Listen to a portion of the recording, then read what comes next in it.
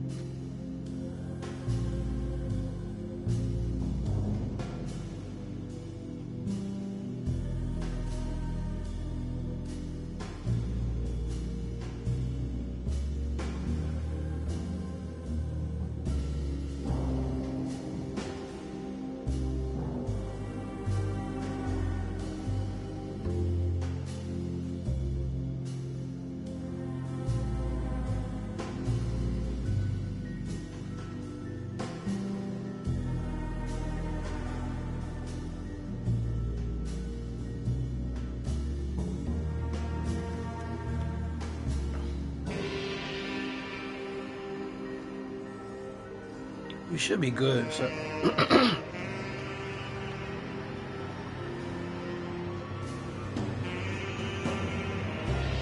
Yep. Day one since day one.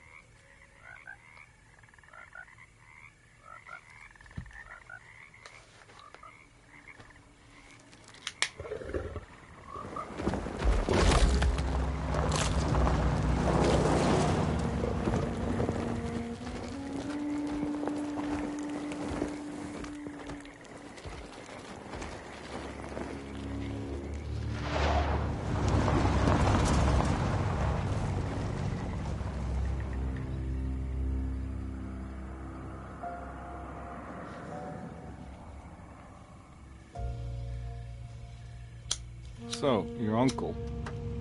What's wrong with him? He's possessed. As in the devil? Something like that. He says a dark man is following him, watching him at all times. What do you make of it? It's nonsense, of course. But I'd be lying if I said it didn't bother me. You see, it runs in my family. Possession?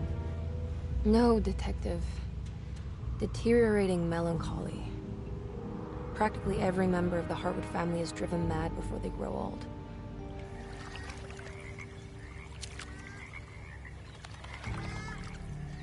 But Jeremy didn't kill himself. Is that why he's at your setup?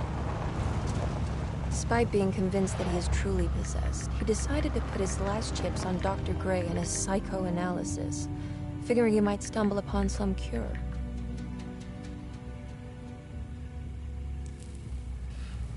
You mentioned the letter. I received a disturbing letter from Jeremy accusing the staff and all the other patients of being involved in some cult. And now they are also out to get him. Could it be real? Or is it all just in his head? It's a story he tells himself, Mr. Carnby. Anything to avoid the truth. Which is?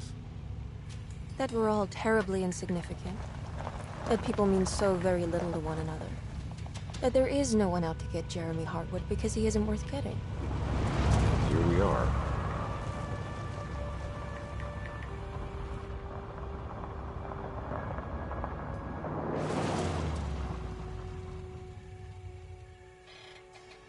My uncle's not well, Mr. Carnby.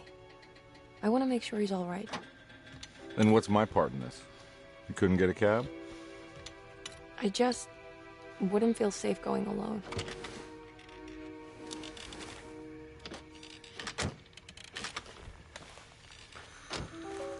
Did you bring a gun? Yeah. You think it'll actually come to that? No. But you might need to wave it around depending on how agreeable the staff will be. What exactly are we gonna do when we find Jeremy? I don't know. Let's just find him first.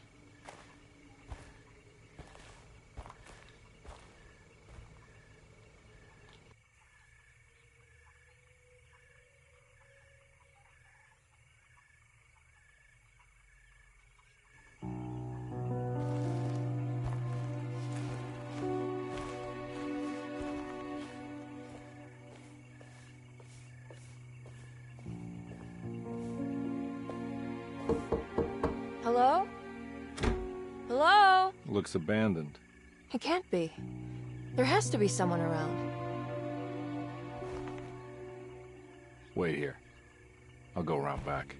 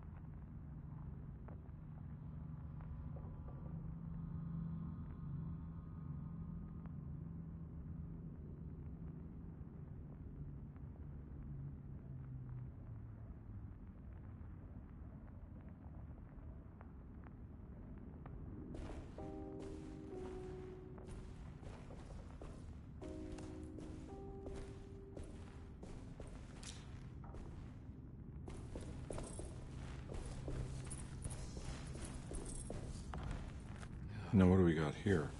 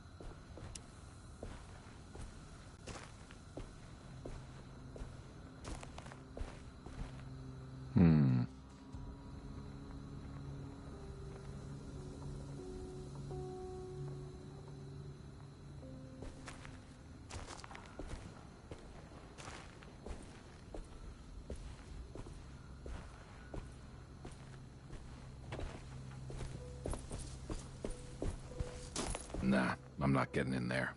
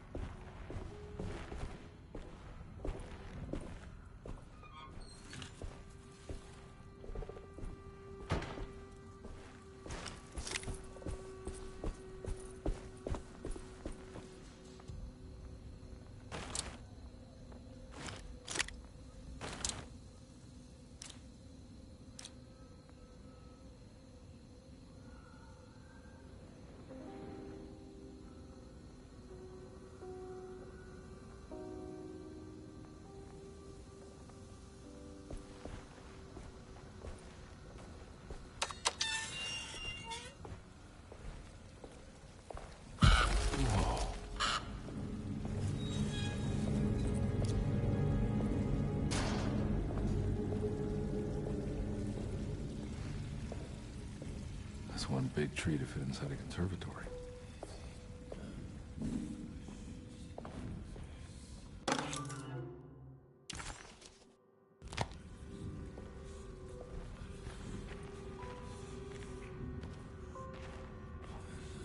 Huh? What?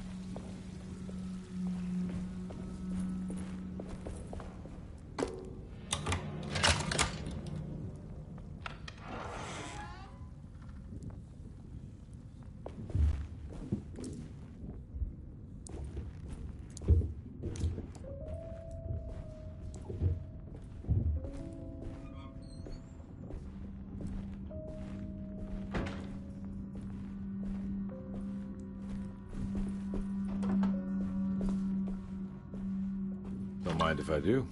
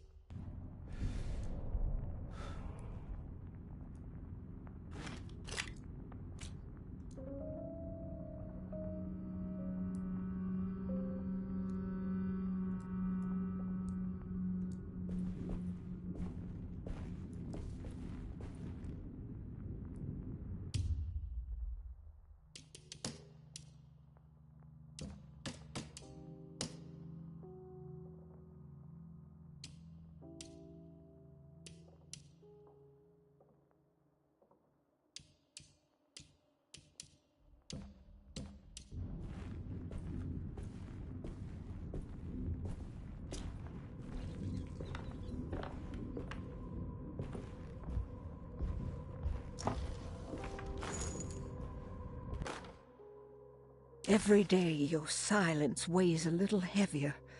It's been a difficult year for everyone, and many have lost all hope. I read in the papers about people suffering. Pictures of dust-covered landscapes without a drop of water. I wish I knew if you were still tending the earth or if you had turned your back against us. I have started to look for help elsewhere. I pray you will tell me if I am going down a path that you find disagreeable. With help from Baptiste and Charlotte, I found comfort in the practice of the voodoo. I have long been skeptical of that Caribbean cult, but it's been of good use to me. It seems all harmless in my book. I say some words dreamt up by the Creoles, and I carry around a small pocket of gree-gree. Nothing of this is mentioned in the Bible, of course, but the French Quarter priestess tells me it's all connected. She says the Christian God is just one more perspective on the creator of things. That's what I like to think, but the other way around, that the spirits of her faith are just aspects of you, our Heavenly Father. I am so grateful for the words you gave Mr. Hartwood. We will sing your praises at St. John's Eve. The world will be blessed soon again. Only the sacrifices of the Old Testament compare to your demands. Let it be the truth. A mother of earth, wood, and dirt. A mother of 1,000 young. Sacred sand, $1. Black cat oil, $1.50. Devil shoestrings, a quarter. That makes $2.75, madame. What was that you were telling the doctor? A goat without horns. What does that mean? Ah, you must have misheard me, madame. I said no such thing. Please, I know I don't look like any of you, but I'm devout. I'm ready to do what it takes. Do not be so eager to sacrifice the few things you have left, madame. Now please, leave my store. A goat without horns.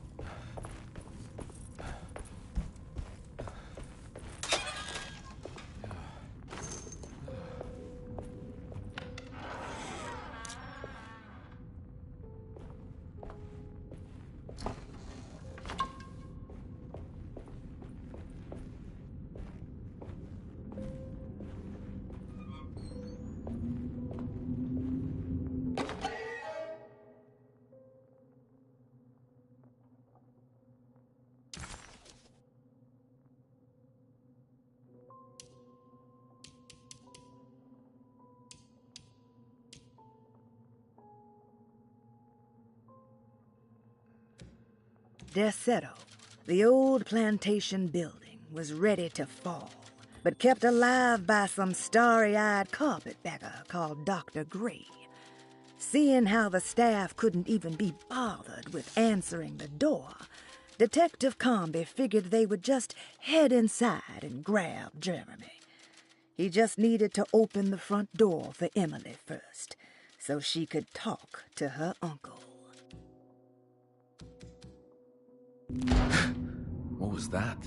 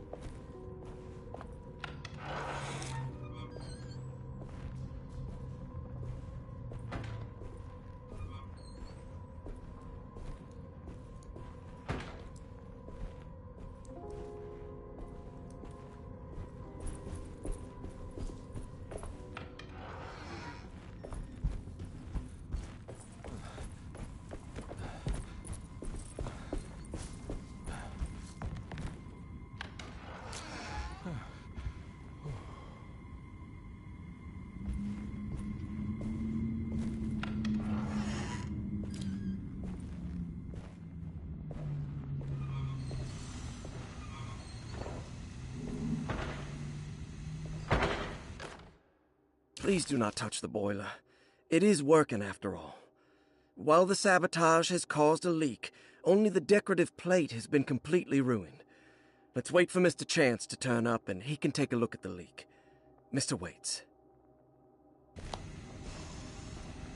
That doesn't look safe.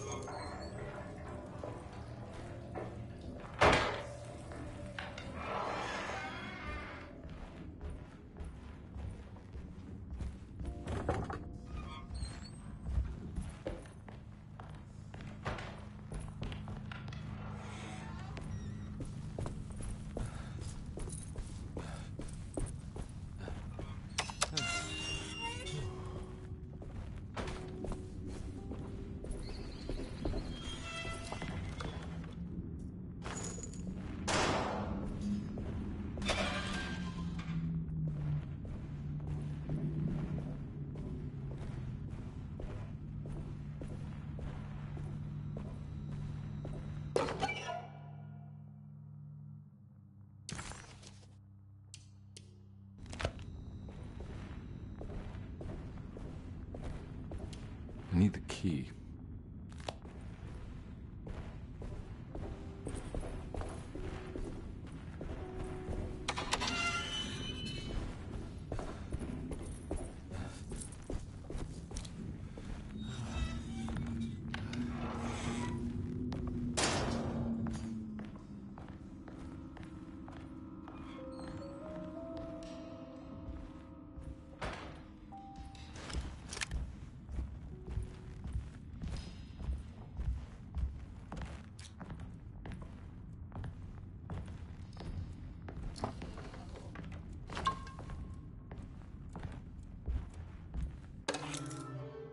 Sunday, June 22nd.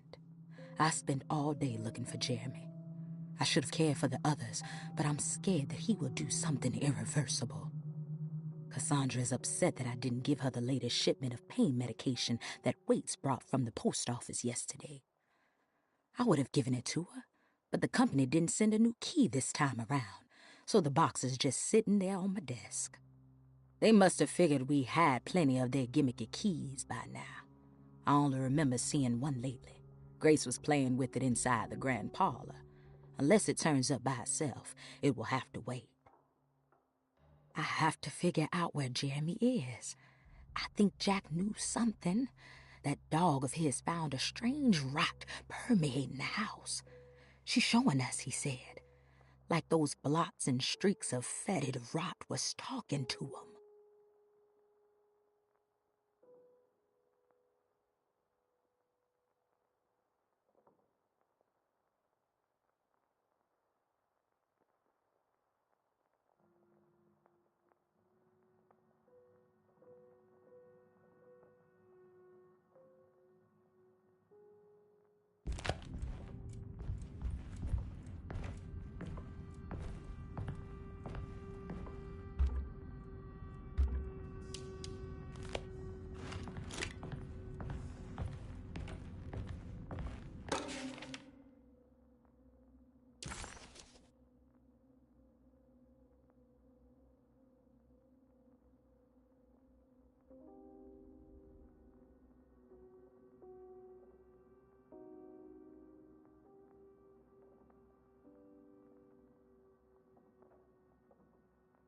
Hey.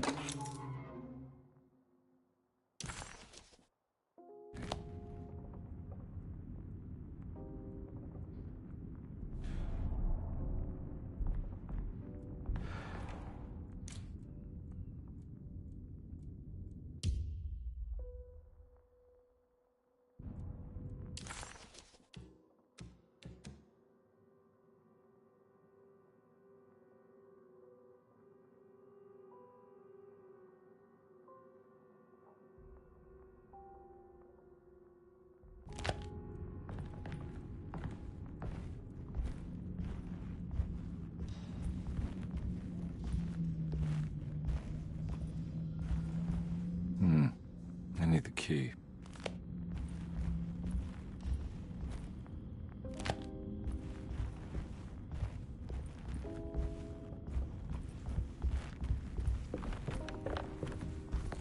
It's wedged shut.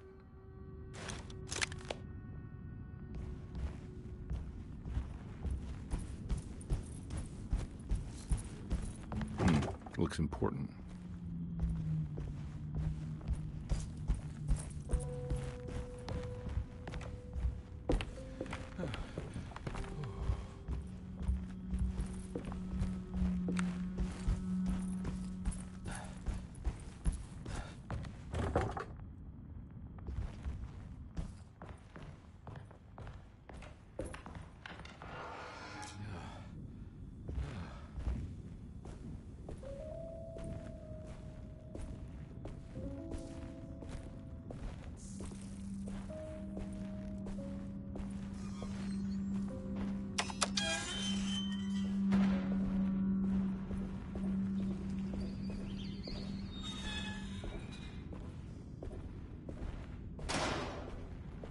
I need the key.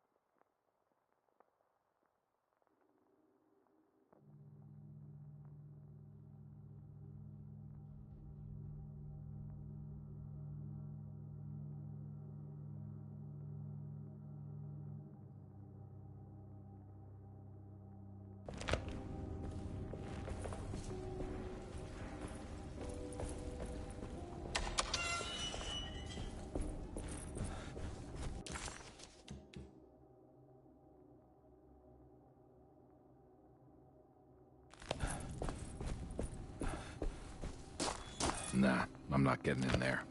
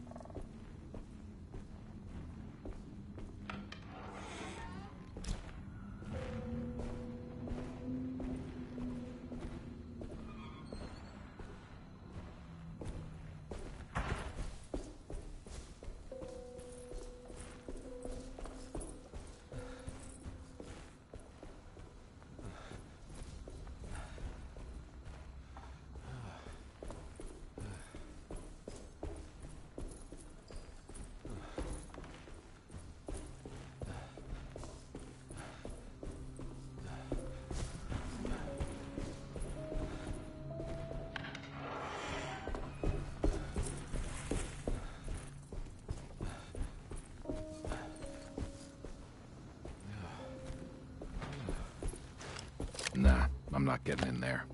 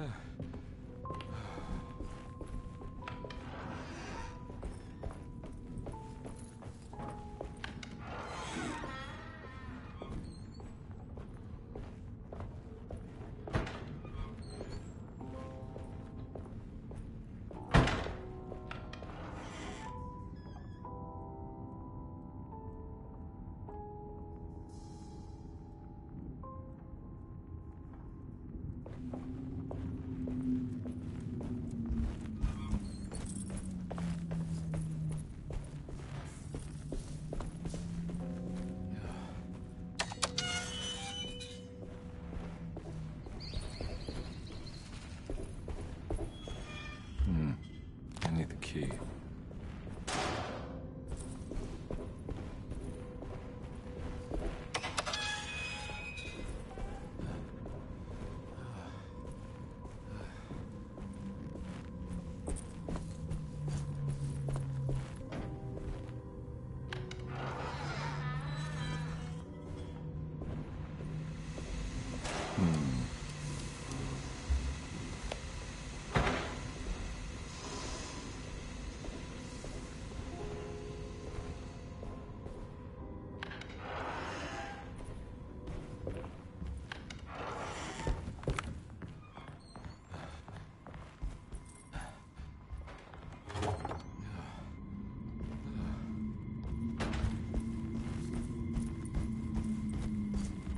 I need the key.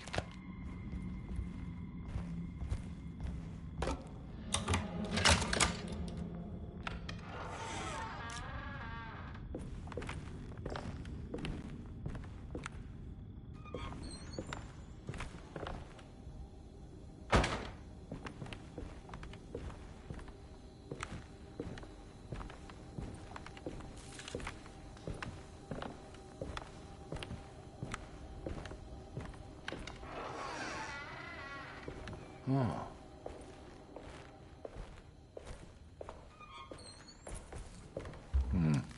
I need the key.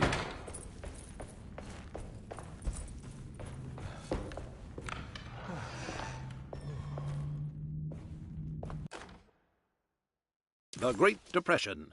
President Hoover raises tariffs on over 20,000 imported goods in an act to protect American labor. Following the collapse of the Wall Street stock market on October 24 last year, American industry has suffered greatly. Thousands of companies have gone bankrupt and left a large part of the American workforce unemployed. In an attempt to turn the tide, the Smoot-Hawley Tariff Act has been signed by President Herbert Hoover. By regulating commerce with foreign countries, the government hopes to encourage the industries of the United States to compete with cheap foreign imports. Superstition on rise. New Orleans voodoo stores and spiritual mediums see increased profit during troubled times. While the market has faced hard times ever since Black Thursday of last year, voodoo doctors and snake charmers see significant rise in number of customers. With the coming Eve of St. John on the 23rd, the police expect increased cult activity around Bayou St. John, the southern shore of Lake Pontchartrain. Voodoo rituals in that area on the Eve of St. John have a long tradition reaching back to the first snake worshippers brought as slaves from West Africa. During the 19th century, its practice was popularized by the legendary Marie Laveau and has since been embraced by many of the Creoles and the surviving aristocracy of the French Quarter. Author seeks asylum. Rumors regarding author Cassandra Beauregard making Derceto her home verified. Derceto Hospital is an old plantation building on the eastern shores of Lake Pontchartrain. While often considered an asylum for the insane, residing Dr. Elmore Lee Gray prefers to think of it as a convalescent home, a place where you can go to rest. The patient list is kept secret, but thought to include many of the black sheep of wealthy families, because at Derceto, treatment does not come for free. Local author Cassandra Beauregard has now been confirmed by her own admission. She's been lauded as a powerful Creole voice and written many successful books. Lately it was reported from Hollywood that she has finished a moving picture manuscript titled Slaughter Gulch. That film is set to hit the theaters next year.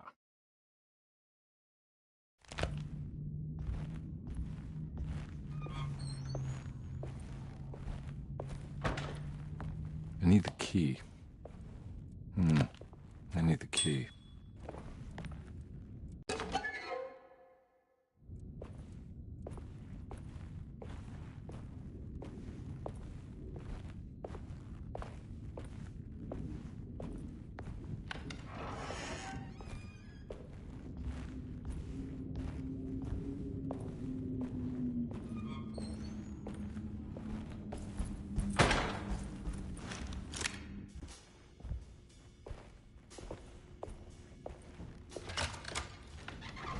Thanks.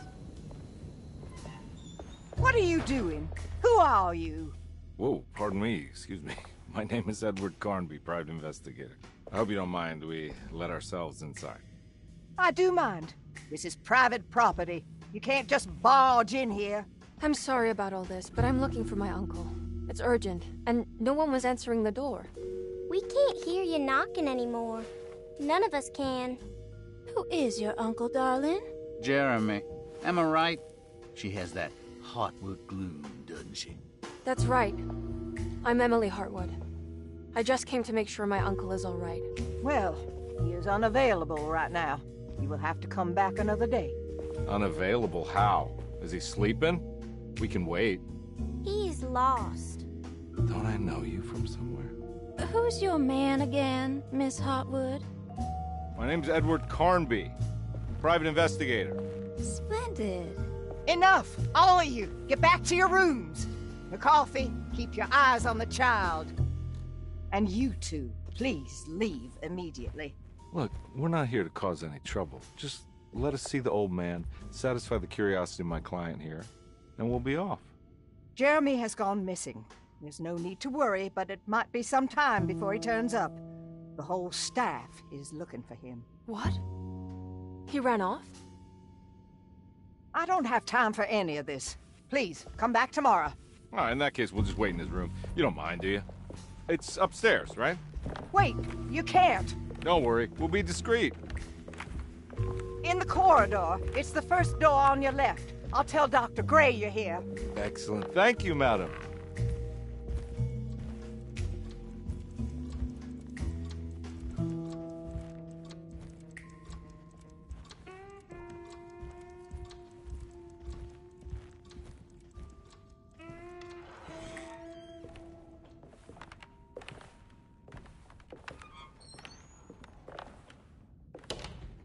All right, here we are.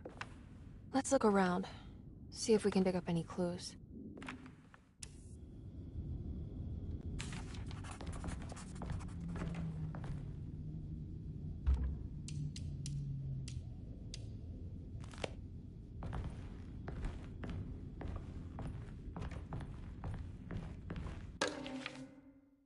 Every night the dark man stands opaque at the threshold of my room, counting the days until my spirit spills out of my tired shape. Only his pallid mask shelters my remaining sanity. Staring directly into the face of that demonic sultan would surely sunder time itself.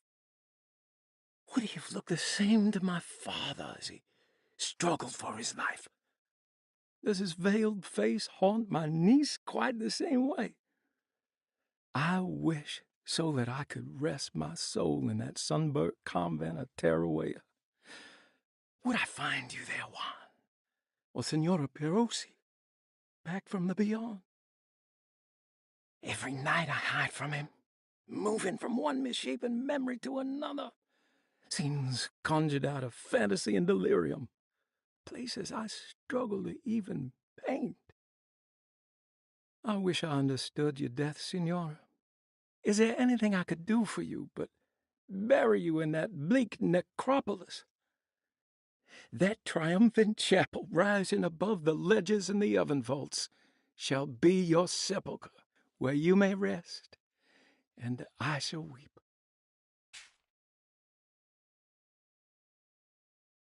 How did you first come to understand such things, Senora?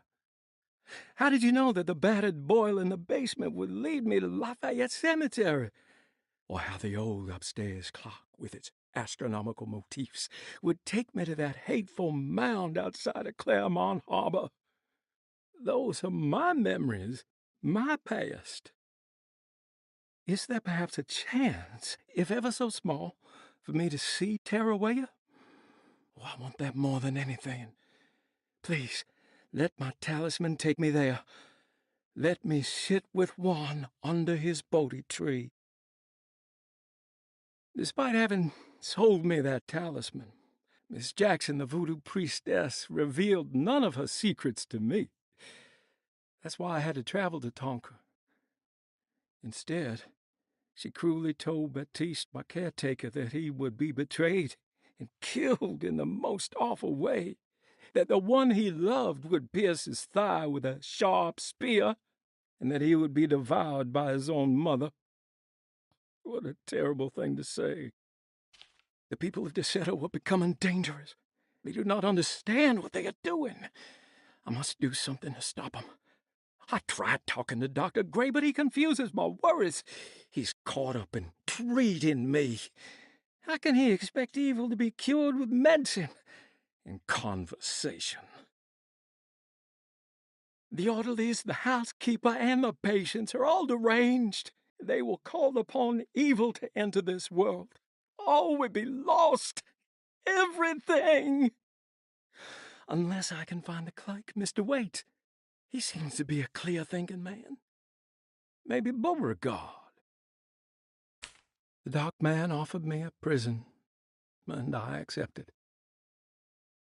I signed that miscarried contract and entered the dark pact.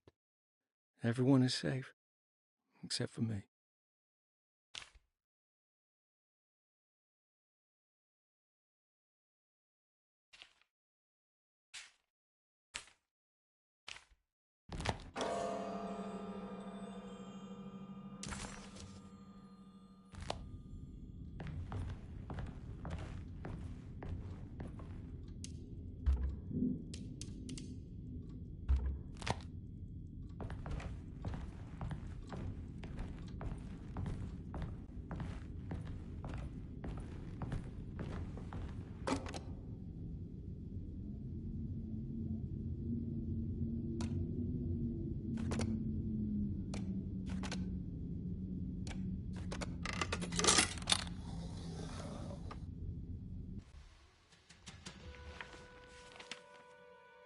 Hey, you know anything about this? Looks like some sort of talisman. No, I don't. Oh, help me out here, will you?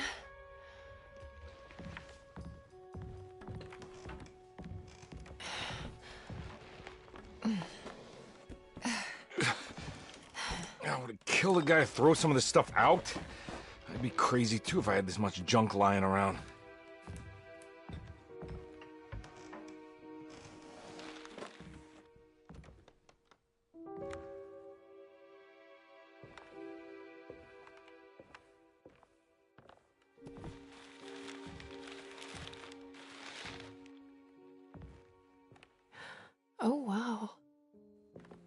That's striking.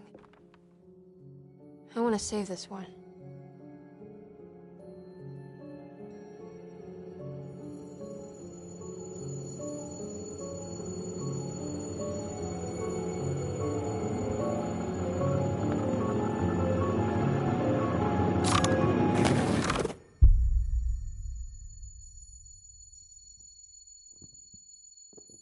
All right, come on.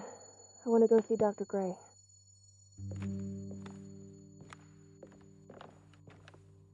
Come on, let's go. Yeah, I'm coming.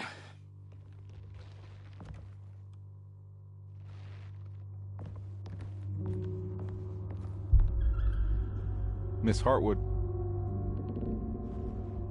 Emily?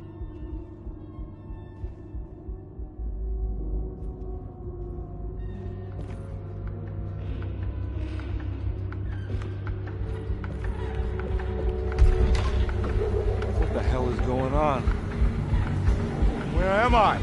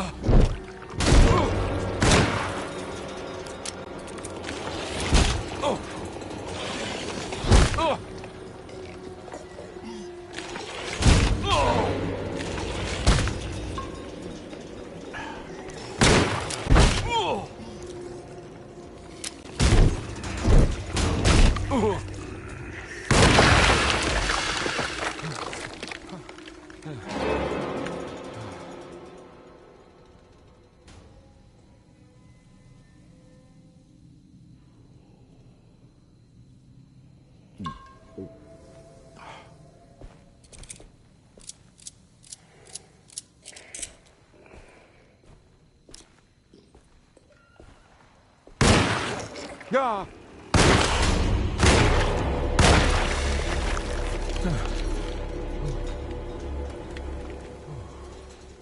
Christ, what the hell was that?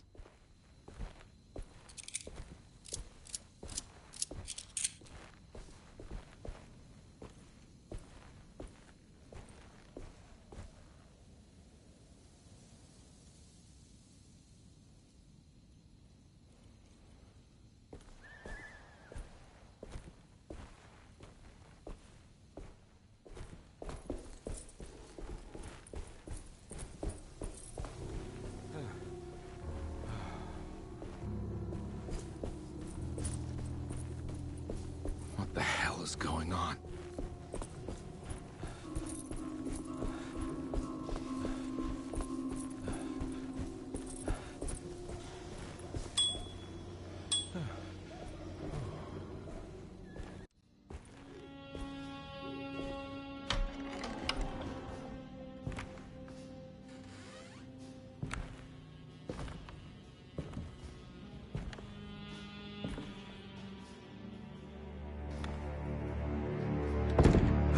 Don't let them get inside, Colbert.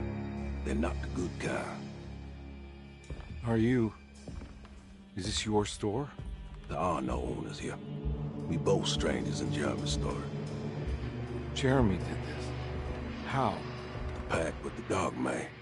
Jeremy warned us, but we didn't think much of it. I'm Detective Edward Carnby. I was hired by Jeremy's niece to find him. Oh, yeah? How much you paying you? $150.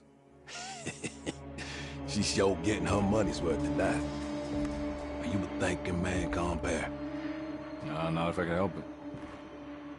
You know, I think Jeremy's hiding in a way we can't find him. He has this juju necklace that guides him. The talisman? That's right. It's some magic charm he got from Miss Jackson down the street. The voodoo priestess? You know surprising things, compare. Yeah, the Mama Loa. Here, take the key. I locked the gate to save her place from all the ghouls and goblins getting inside. Maybe if you go there, you can find some clues to show you the way. Thanks. I'll have a look.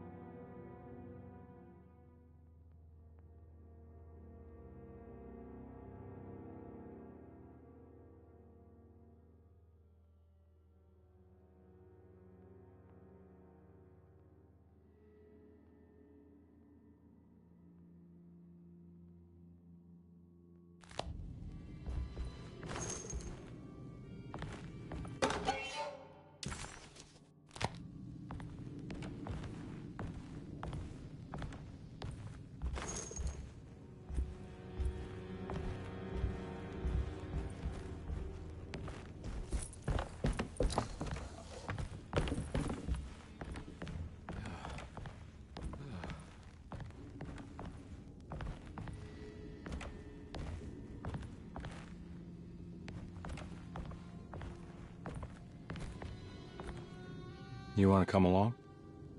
Nah, I'm gonna stay here for a while.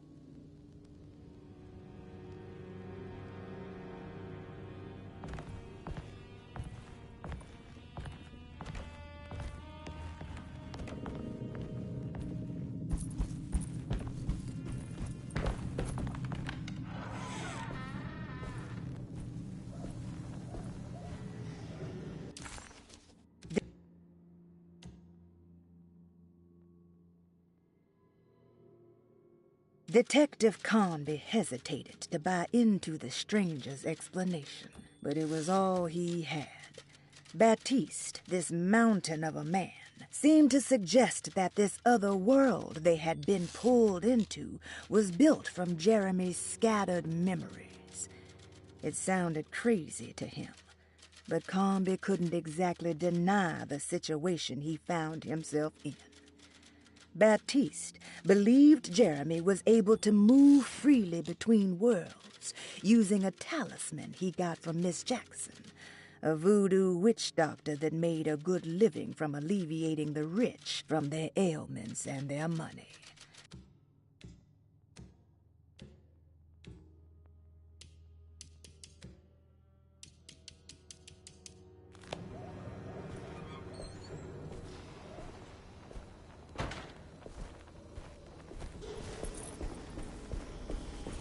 I can't go that way.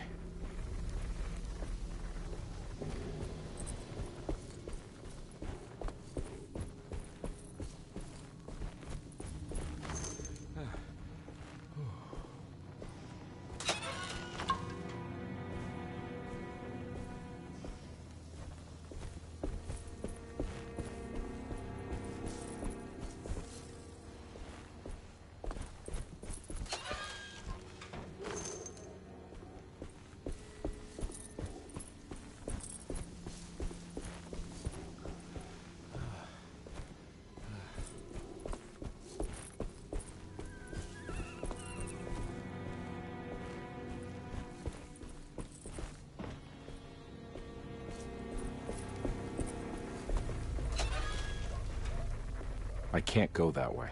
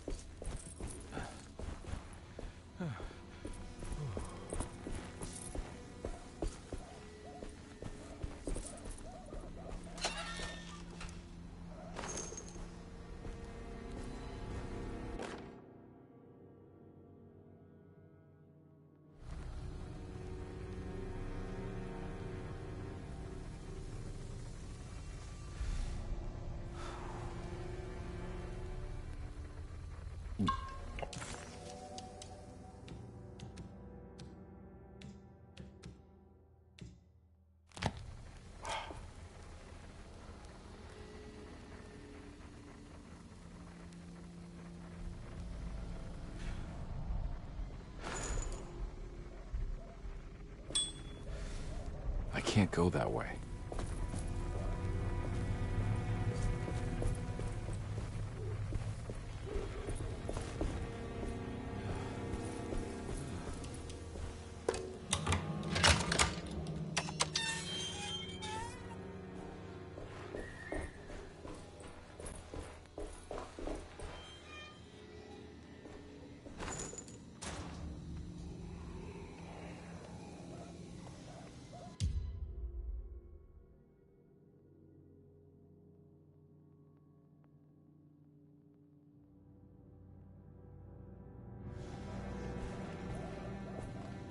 Oh.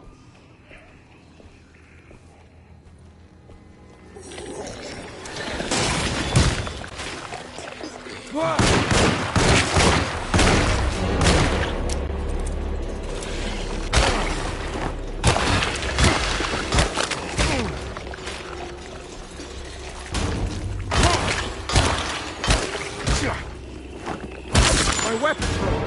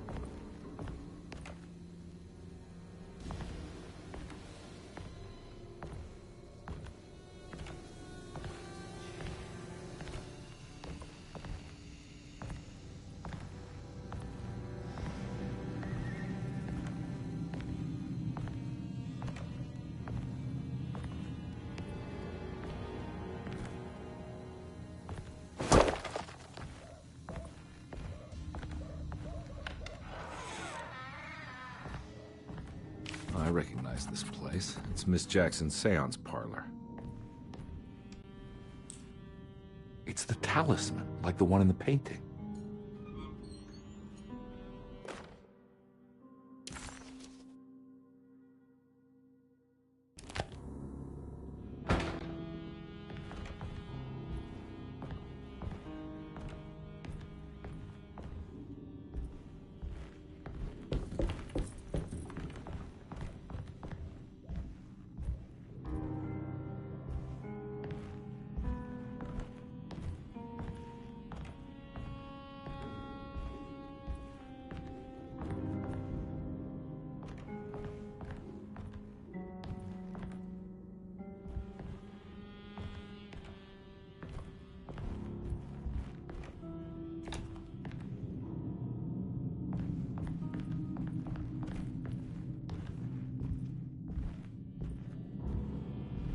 I think it's meant for the talisman.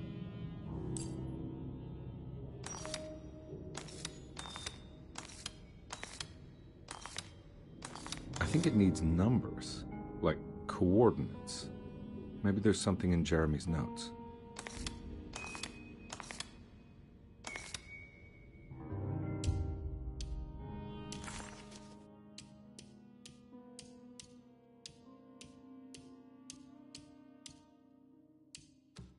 He recognized this.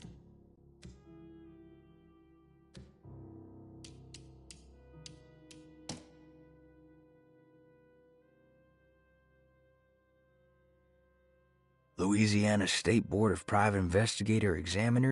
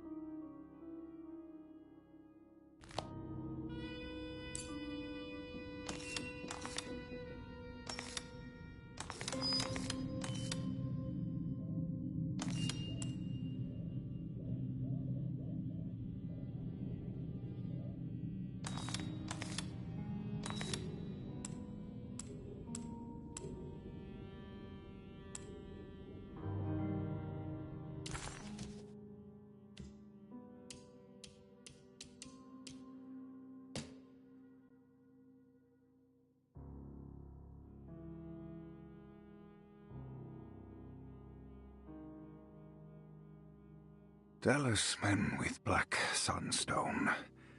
An ancient navigational tool found inside a cheniere along the Bayou Tonk. The old grave was uncovered by oil riggers and said to have unleashed a vagabond devil that massacred its finders. 3 numbers are needed to span a bridge between the scapes of dream and memory, according to Stein. Not where I want to be, but it's a start. 3, 5, 8.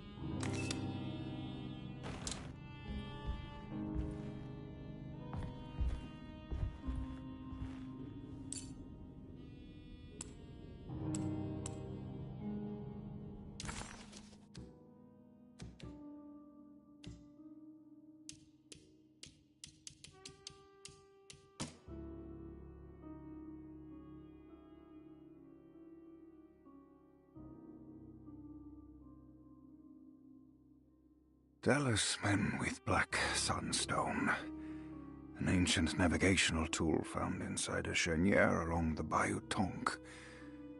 The old grave was uncovered by oil riggers and said to have unleashed a vagabond devil that massacred its finders. 3 numbers are needed to span a bridge between the scapes of dream and memory, according to Stein. Not where I want to be, but it's a start.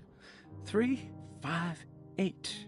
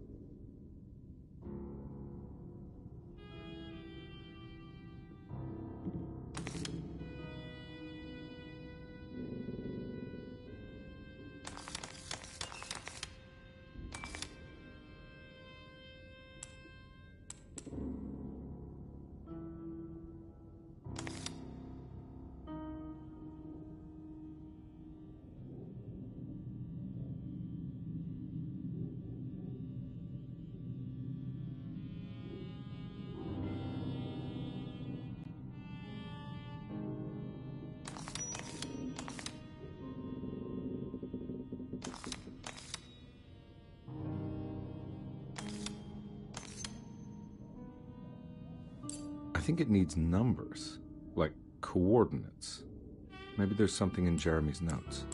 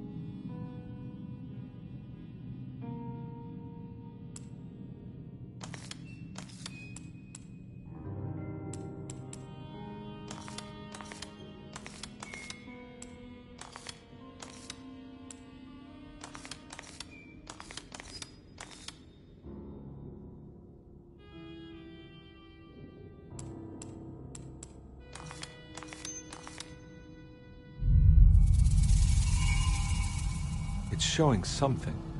A place? Where is that? Huh.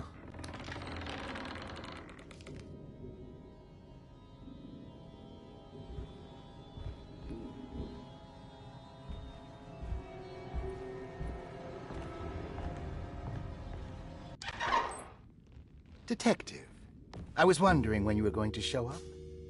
Mrs. Thompson told me you were here. I understand you are working for Jeremy Hartwood's niece. Yeah, I guess so. I mean, you're not wrong. We came here for her uncle. I just didn't expect... I didn't expect this. You are Dr. Gray, right?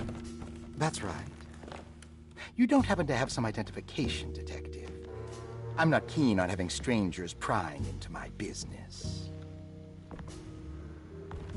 Oh, Detective Edward Carnby, Decatur Street, New Orleans. Enjoying the Vieux Carré, Detective? Those old French quarters, the voodoo people, the gangsters. I'm sure you live an exciting life. Well, it's not quite like the stories, Doc. Just trying to make a living. Aren't we all making a living? Well, welcome to Deseto, Detective. I hope your time here will be useful. Now, what can I do for you? Why don't you tell me where I can find Jeremy Hartwood? Why wouldn't that make for a short visit? I wish I could tell you, but I'm afraid I don't know. A drink, Detective? Anything brandy. Oh, you do belong in the French quarters, Detective. Armagnac or cognac? You know, just give me the cheap stuff. I'm not much of a connoisseur. Having low standards is not a virtue, Detective.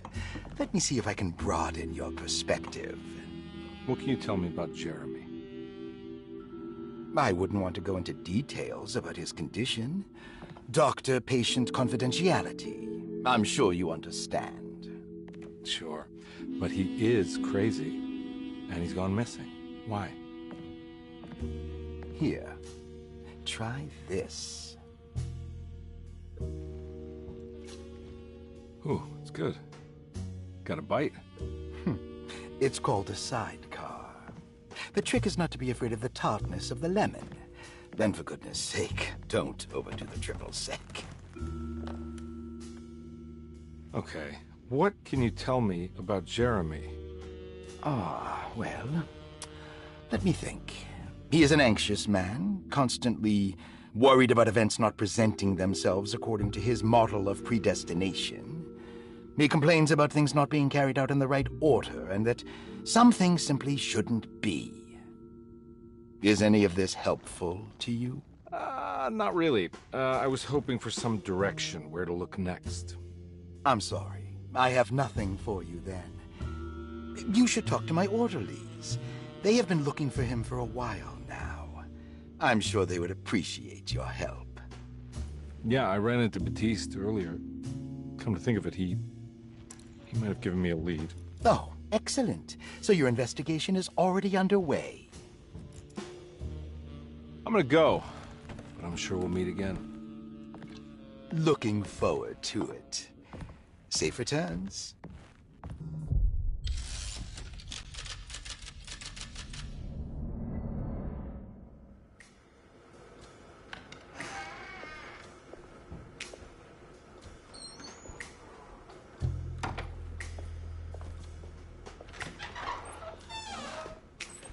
Detective Carnby, where did you go? I was just talking to Dr. Gray. You disappeared. No, it's not what you think. Have you found anything strange going on here? Yes. Everyone is being incredibly evasive and I can't figure out why. No, I mean something you can't explain. Paranormal, even. Detective, I really need you to get yourself together. I can't do this alone. Forget it. I'll figure it out. Do you want to come see Dr. Gray? No, I want to try something. With this talisman, I think I can follow Jeremy to the place he mentioned in the book. What was the name? Do you remember something Spanish? Teruella. Yeah, that's where I need to go. Detective? Are you gonna be alright? Yeah, of course. Go talk to Dr. Gray. We'll rendezvous later.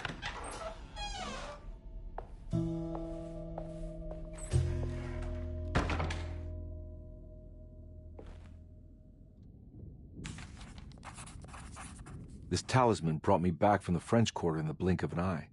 If Jeremy can travel so easily, then he could be hiding anywhere, even Tarawea. If he can do it, so can I. I just need to figure out how the talisman works.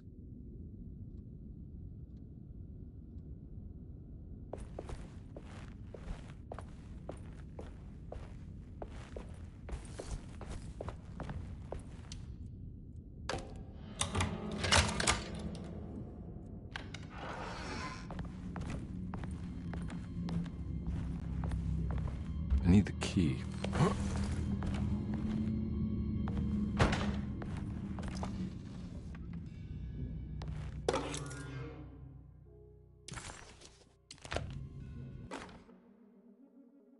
Dr. Elmore Lee Gray is DeSeto's chief doctor.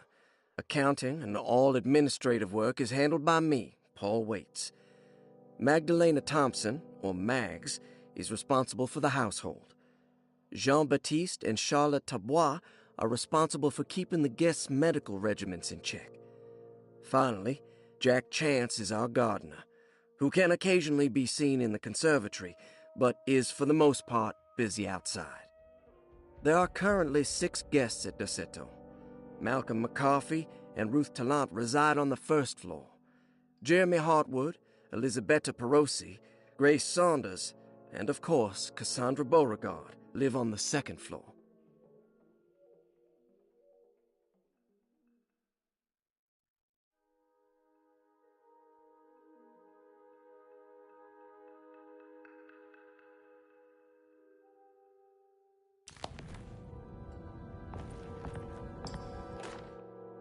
Paul, you're right about the plates on the boiler and the clock. They have been sabotaged, and I think I know who did it. They have something to do with Jeremy's episodes and how he seems to disappear at night. Right now, it's important that you keep an eye out for any of the pieces. I want to find out if I can repair the plates. Let me know if you find any of them.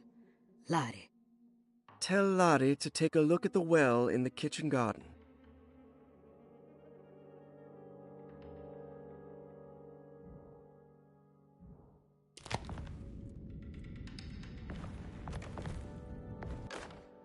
Saw your notice in the boiler room. You should know Mr. Chance won't be coming back. I got no business being in there myself, but you can take a valve from the wine cellar if you want to try to stop the steam pouring out. Be careful.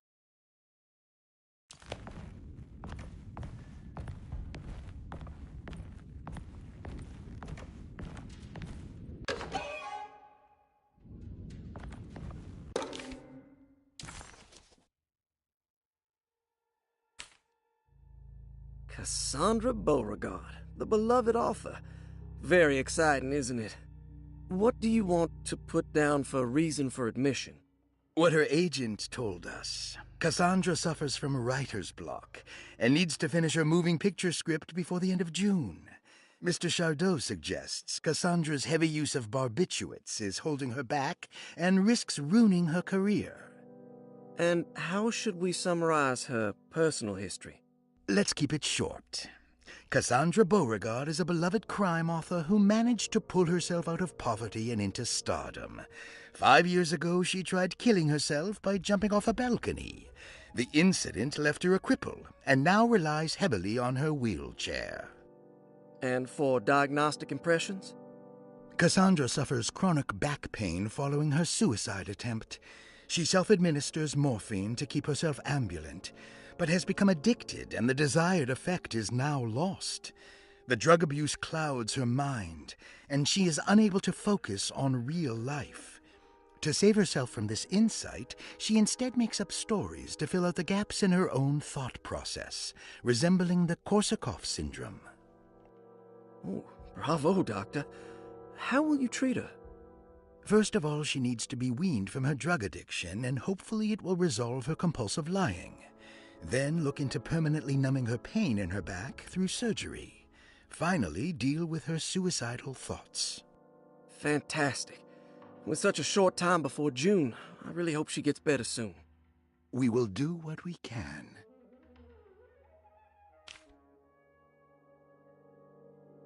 Grace Saunders, 11 years old.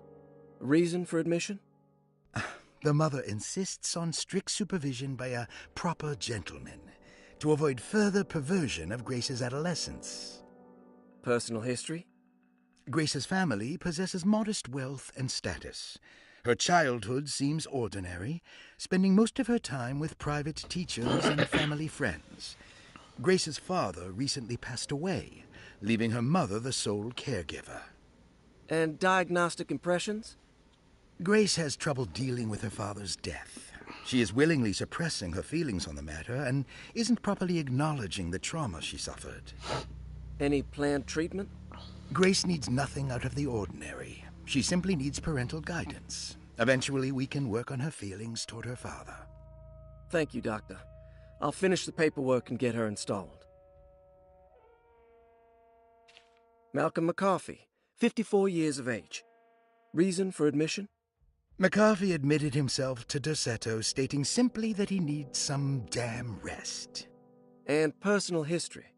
McCarthy claims he used to work as a lawyer in Baton Rouge, but says he can't go into details because of some legal dispute. His background remains largely a mystery, except for the occasional clue that he drops in conversation. Huh. And diagnostic impressions? McCarthy is an anxious man and an alcoholic. He often tells half-truths due to some deep-seated inability to trust other people. And how will you treat that? McCarthy will take some time to open up. Spending time with Jack's dog or the child should be good for him. Their harmless nature will help build his sense of trust. Thank you, Doctor. Elisabetta Perosi, 33 years old? What should I put down as reason for admission? Well, Perosi broke into Derceto and was found wandering the grand parlor. She was confused and suffered partial amnesia.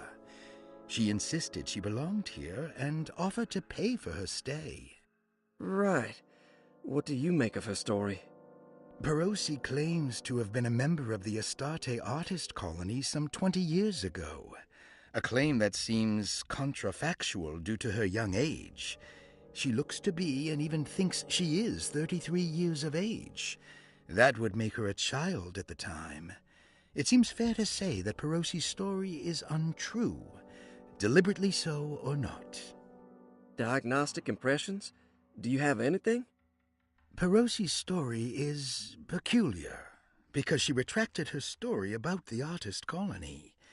She no longer claims to be the same person as Elisabetta Perosi. However, my staff's research has confirmed there was a Perosi at that time who was in her early 30s. I suppose this case will take some time to investigate. How will you go about it?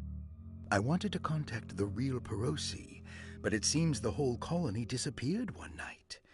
September 29th, 1915, during a hurricane. I will have to take it slow and figure out what this spell of impersonation could have been. Oh, I'm sure it will all clear up eventually. Thank you, Doctor.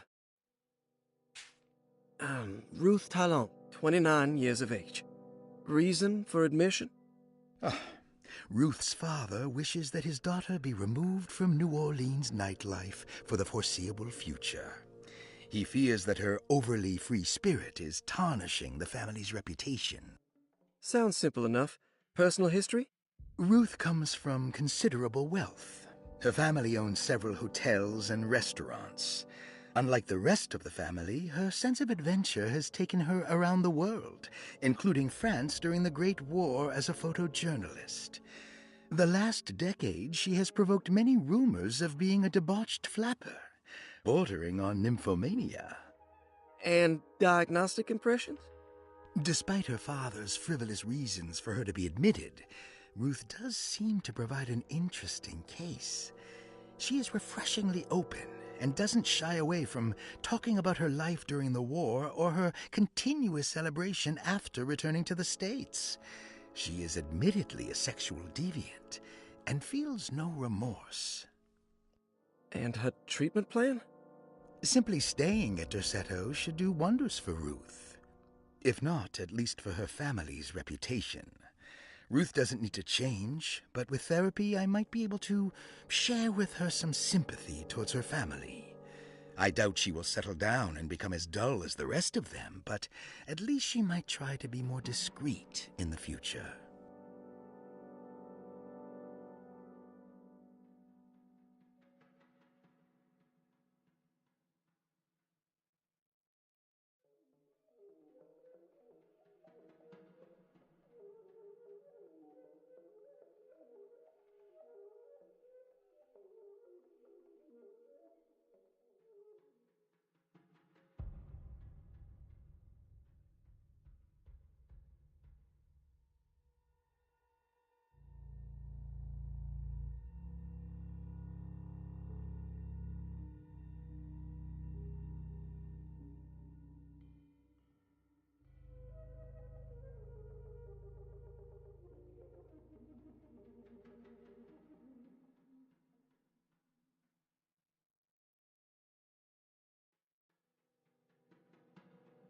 Looks like all the patients are accounted for.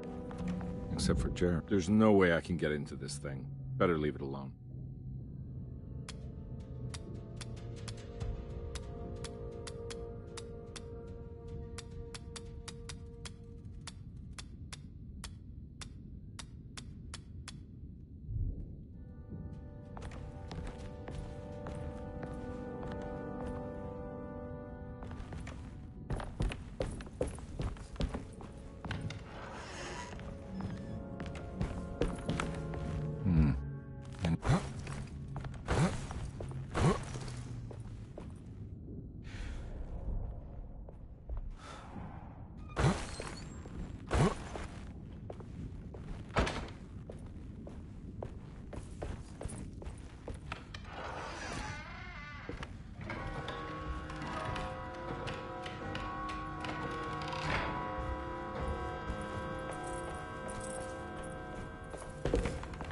I need the key.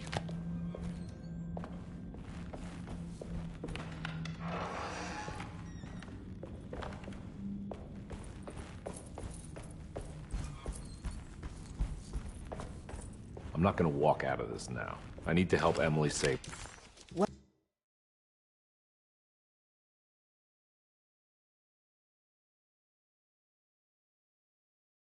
Her uncle.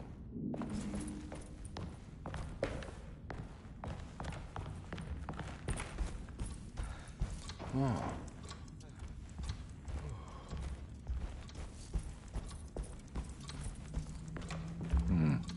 I need the key. It's stained.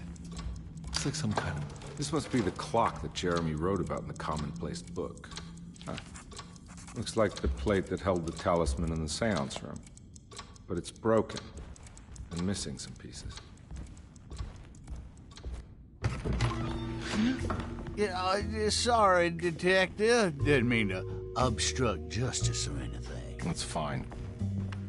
You know, I'm kind of busy with my own case of a missing person. I was wondering if you've seen Grace, girl about yay high? Can't say that I have. Why are you asking? Well, I'm looking for her. Is she in trouble? No. She's just hiding somewhere. We can't have a rascal like that running around unchecked at a time like this, you understand? Well, I haven't seen her. Well, let me know if you find her. I'll be around. I'll keep an eye out for your man, Jeremy. You scratch my back, Detective, and I'll scratch yours.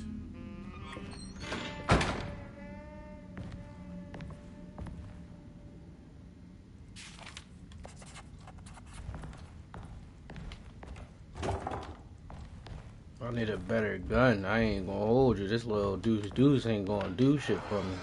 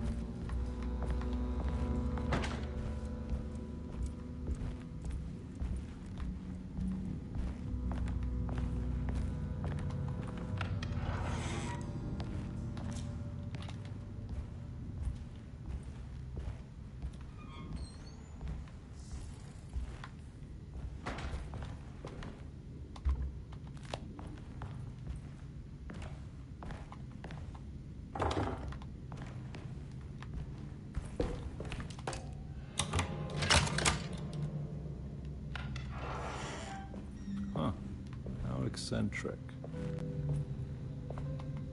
What are these symbols? Looks like alchemy, or star constellations.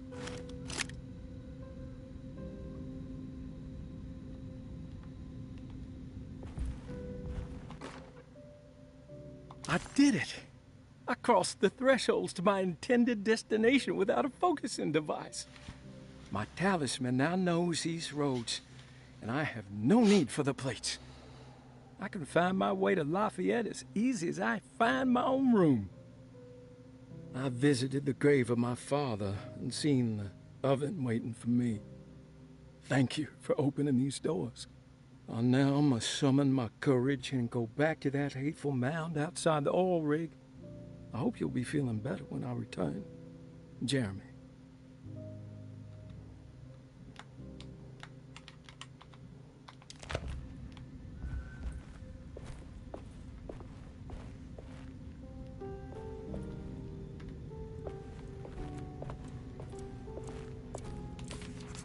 Astarte Artist Colony. I remember hearing about their disappearance. Must have been 15 years or more now.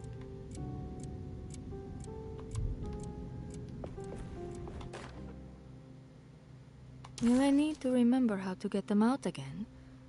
They are locked up for good reason. I am sure she is still able to whisper the answer in the ears of the wrong people. But not for long. I will see her burned soon enough. That black goat will be sacrificed to put an end to it all.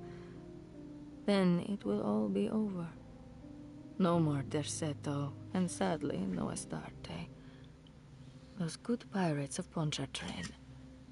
May you still sail the lake, until you find the shores of Hali.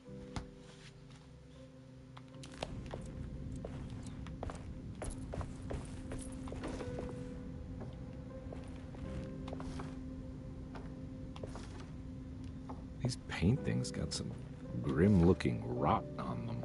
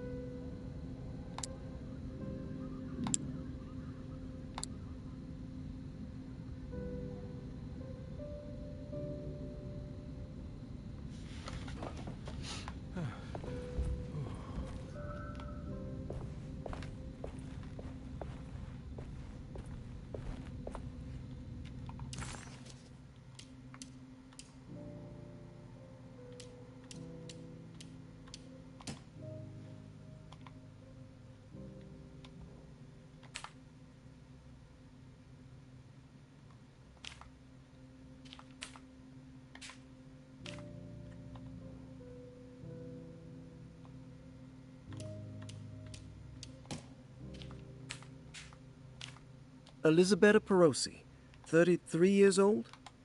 What should I put down as reason for admission? Well, Perosi broke into Derceto and was found wandering the grand parlor. She was confused and suffered partial amnesia. She insisted she belonged here and offered to pay for her stay. Right. What do you make of her story? Perosi claims to have been a member of the Astarte artist colony some 20 years ago. A claim that seems contrafactual due to her young age. She looks to be, and even thinks she is, 33 years of age. That would make her a child at the time. It seems fair to say that Perosi's story is untrue, deliberately so or not. Diagnostic impressions? Do you have anything? Perosi's story is peculiar, because she retracted her story about the artist colony. She no longer claims to be the same person as Elisabetta Perosi. However, my staff's research has confirmed there was a Perosi at that time who was in her early 30s. I suppose this case will take some time to investigate. How will you go about it? I wanted to contact the real Perosi, but it seems the whole colony disappeared one night. September 29th, 1915, during a hurricane. I will have to take it slow and figure out what this spell of impersonation could have been. Oh, I'm sure it will all clear up eventually. Thank you, Doctor.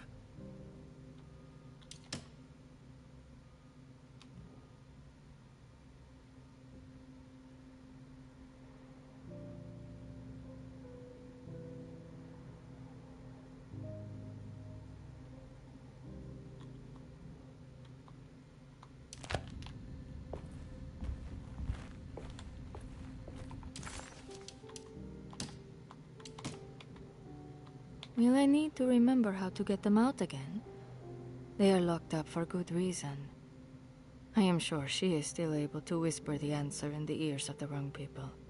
But not for long. I will see her burned soon enough. That black goat will be sacrificed to put an end to it all. Then it will all be over. No more Derceto, and sadly, no Astarte. Those good pirates of Pontchartrain. May you still sail the lake, until you find the shores of Hali.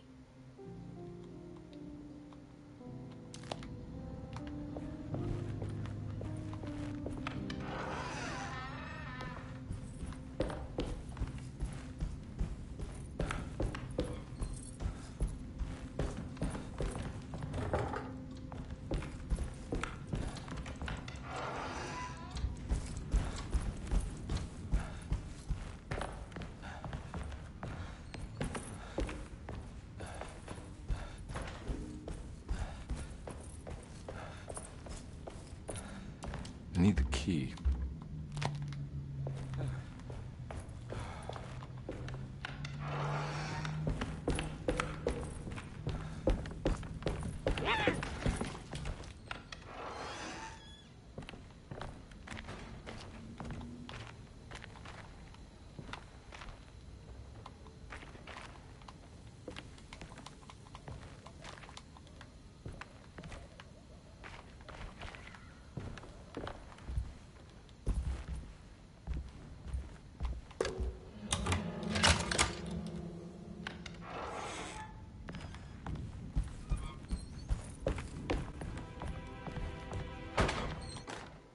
Lost Plantations of Louisiana, Thierry Briclot, 1917. Derceto was a small plantation on the eastern shore of Lake Pontchartrain. The land was considered difficult for industry and was sold for only $30 to Elijah Pickford in 1818. Pickford employed hundreds of workers from nearby New Orleans to clear the woods and build a small plantation mansion facing the lake with a striking Greek Revival temple facade. Derceto kept a modest production of barrique tobacco and indigo that persisted up till the Civil War. During the antebellum era, Derceto was the source of many rumors concerning voodoo and witchcraft. People who traveled the lake reported seeing people dance at night in front of bonfires, bleating and wailing. On June 17, 1862, Captain J.W. Norton of the Union Army recounts leading a raiding party from ships anchored in Lake Pontchartrain in order to seize control of Derceto and free the slaves working there. The captain was surprised to find the workers fighting back with unprecedented zeal.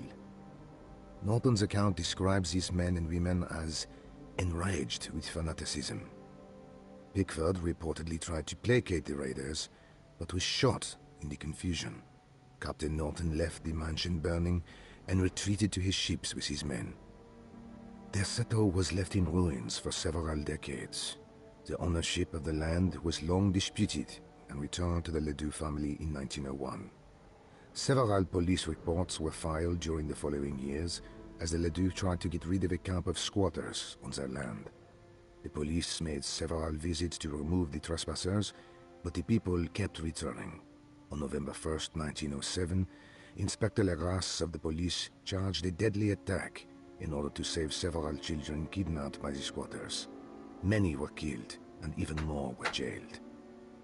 The following year, Ledoux rebuilt Derceto, incorporating the surviving stone foundation and adding a magnificent wrought iron conservatory. The farmland had been reclaimed by the surrounding woods, so it was no longer profitable to use as a plantation. Instead, the house was turned into an artist's colony. The Astarte Artist Colony was a successful group of artists, including figures such as painter Heinrich Cassel and poet Nora Keith. The group was also known for their beloved Mardi Gras crew called the Pirates of Pontchartrain. On September 29, 1915, a tropical hurricane tore through Louisiana, causing Lake Pontchartrain to flood New Orleans. Due to the remote location of Derceto, it took almost 2 weeks for outsiders to learn that the artists' colony was abandoned. The 12 residing artists had all vanished without a trace. The empty mansion of Derceto still stands on the shore of Lake Pontchartrain, with much of its temple facade intact. The Ledoux family currently has no intention of repairing the house.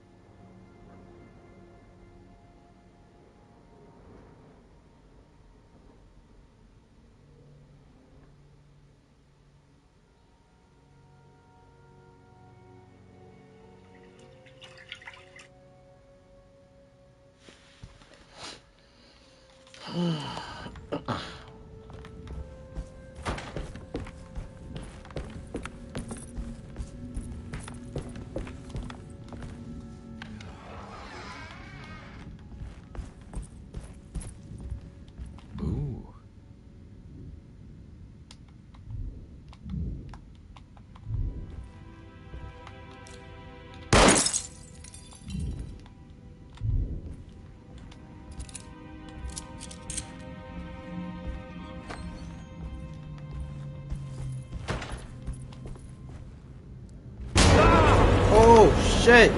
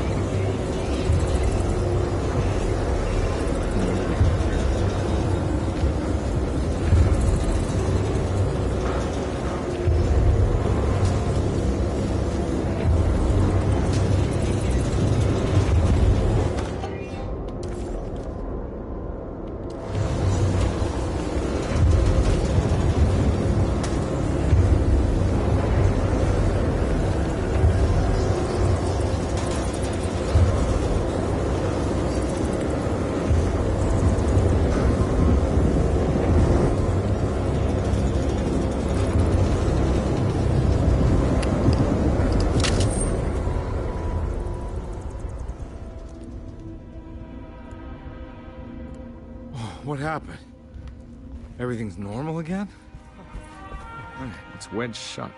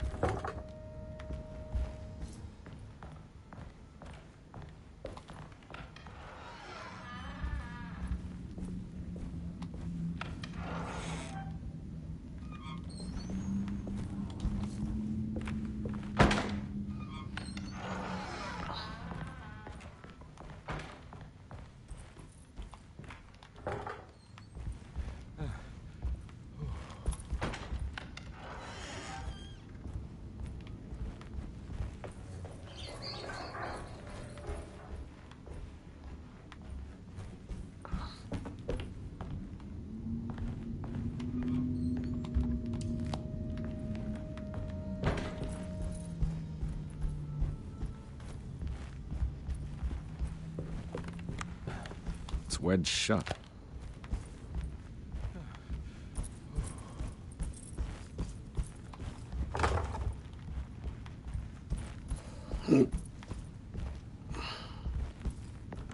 Damn, bro, like, you ain't got no stamina?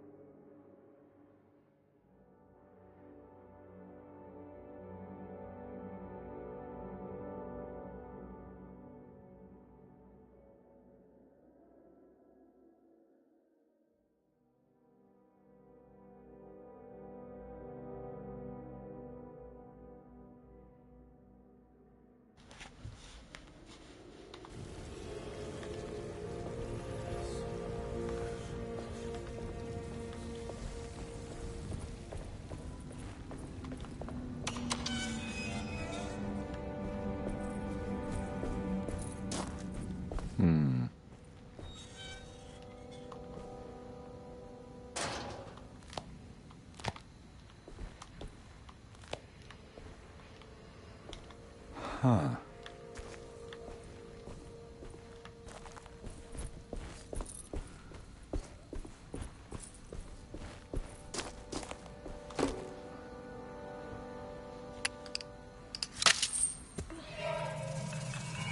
Got it. I don't like that noise.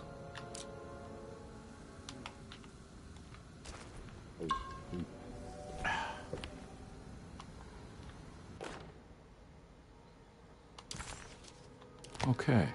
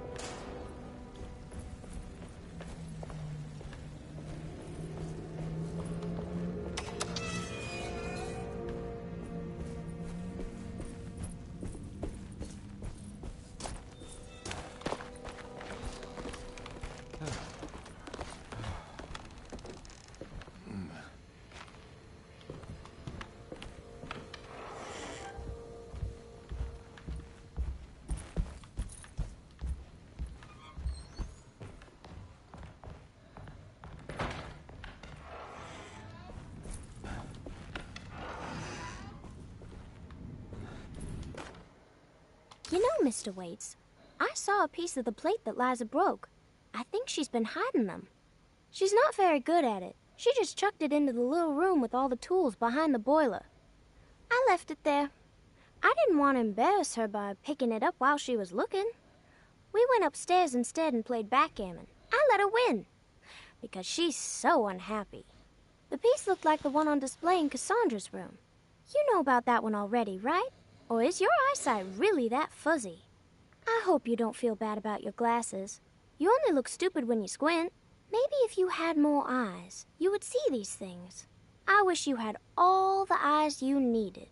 Your best and favorite guest, Grace.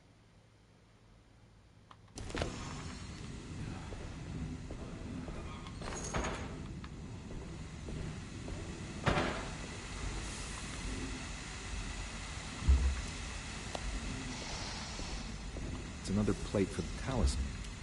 like the other one that's broken and missing some pieces.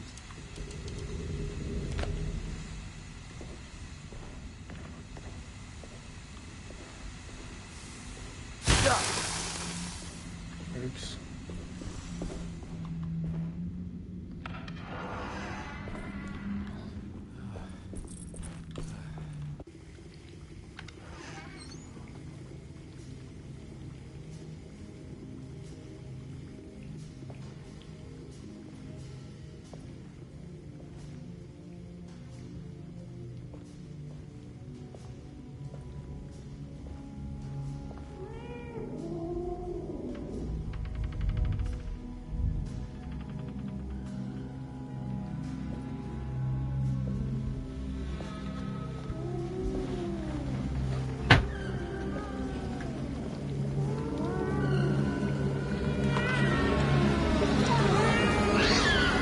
What are you doing in my kitchen?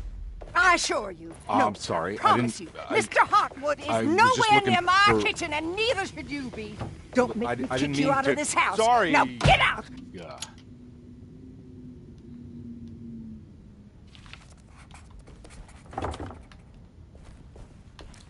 Lucky I ain't shoot her ass.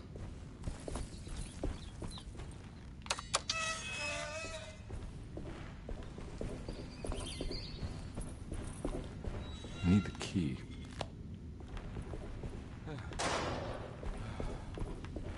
Alright, so...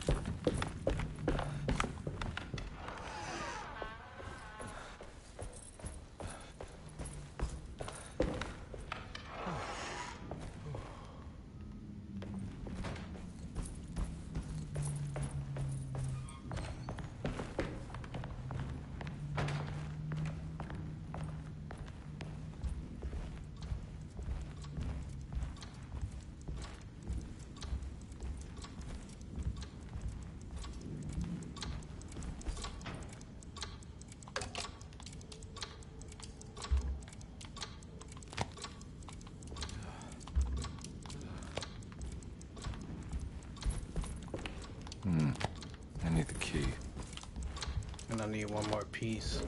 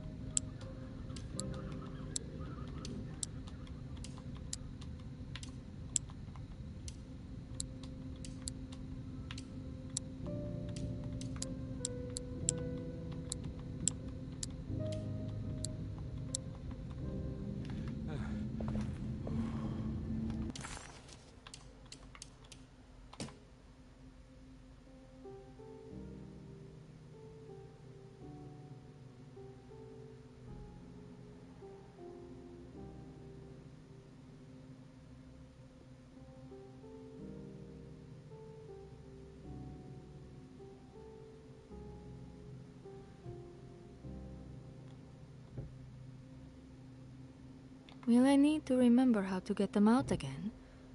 They are locked up for good reason. I am sure she is still able to whisper the answer in the ears of the wrong people.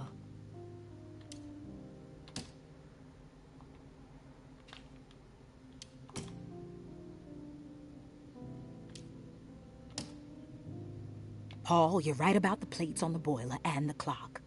They have been sabotaged, and I think I know who did it. They have something to do with Jeremy's episodes and how he seems to disappear at night. Right now, it's important that you keep an eye out for any of the pieces. I want to find out if I can repair the plates. Let me know if you find it.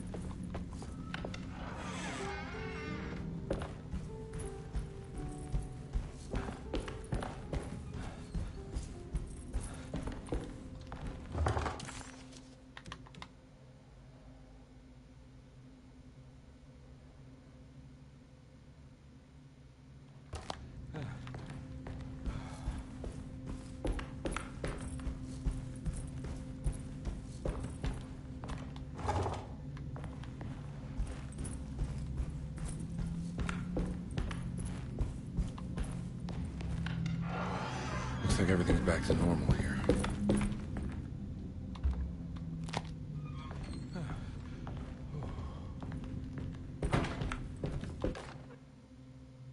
Emily's here. Emily's here.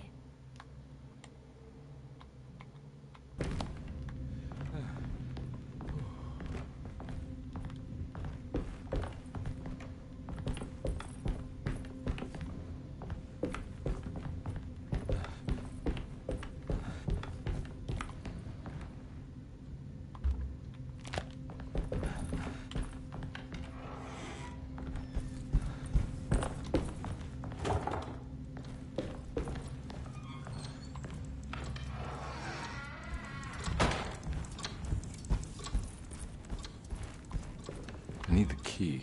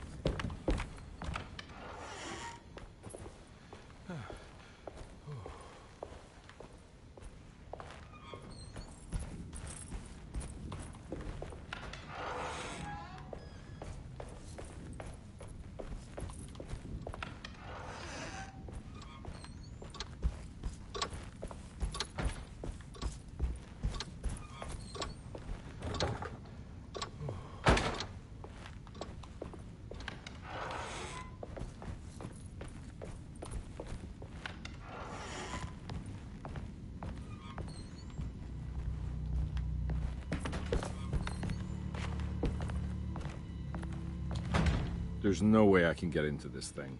Better leave it alone.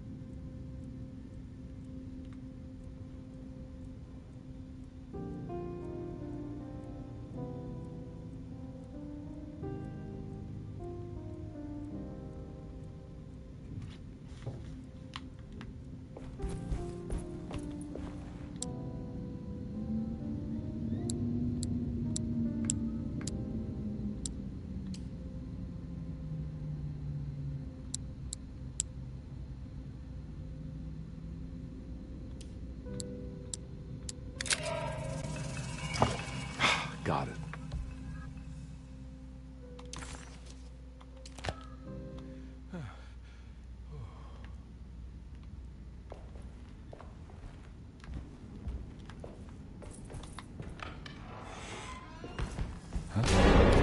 You fucking bitch.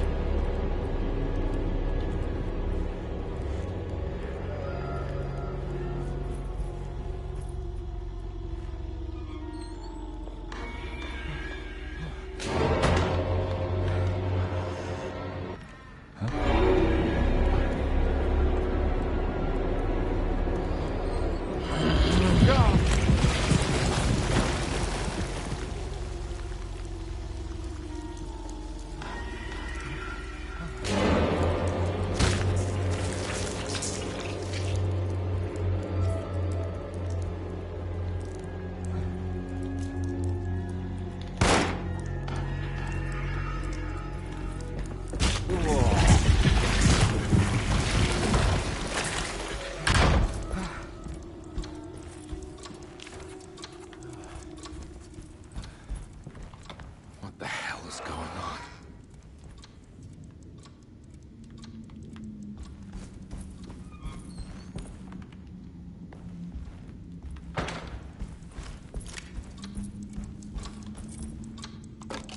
I think I've seen this somewhere.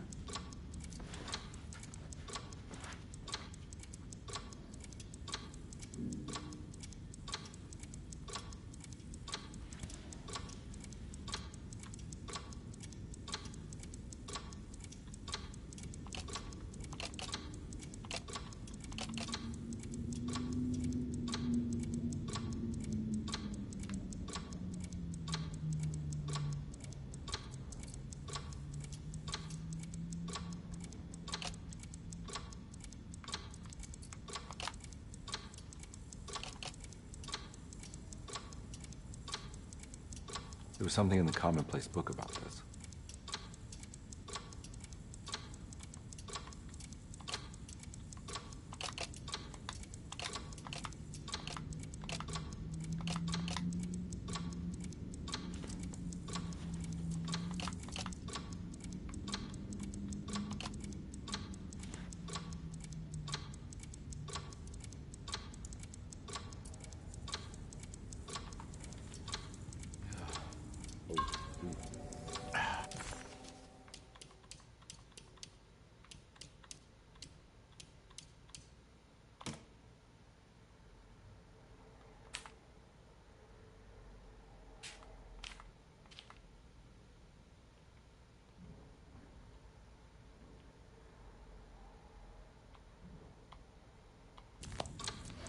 Yeah, I got that. Oh, yeah, what the fuck?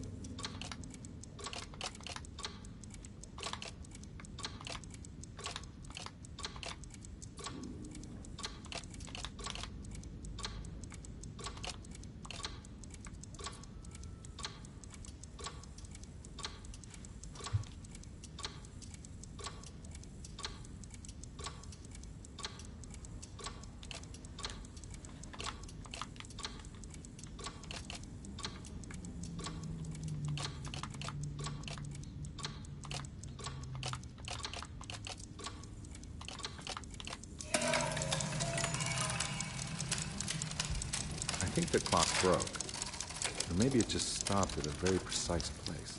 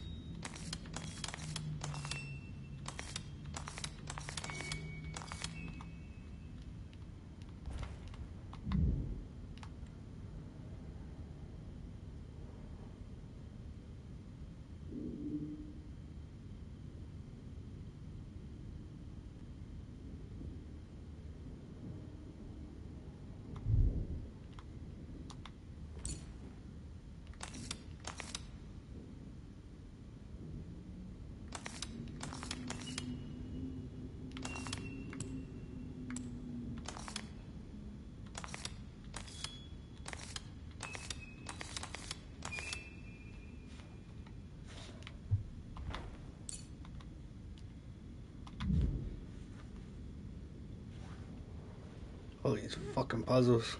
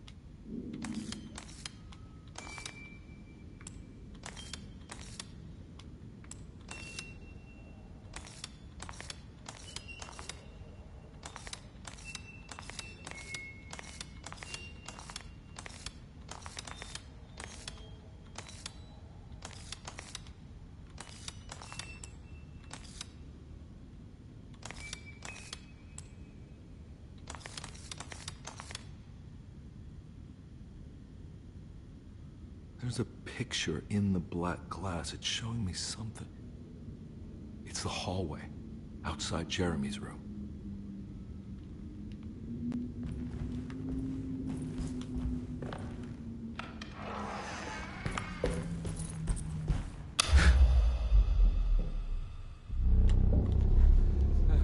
I don't like this shit.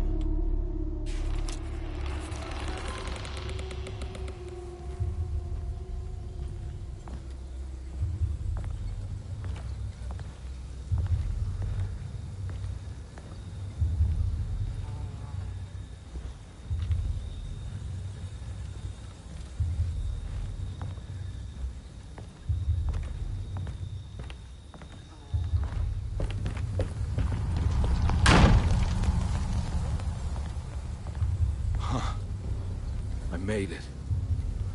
I entered another one of Jeremy's memories.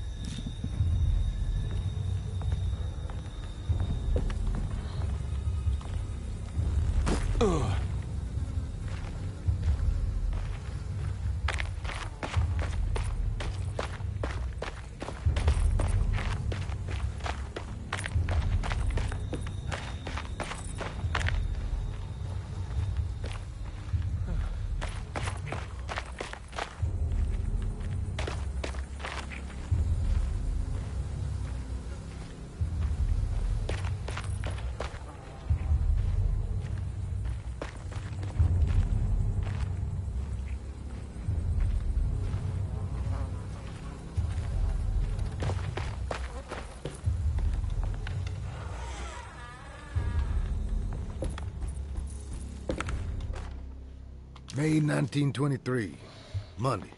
All okay, ready for delivery. Maintenance, oil pump must be serviced. Any tampering causes large spills unless properly forestalled.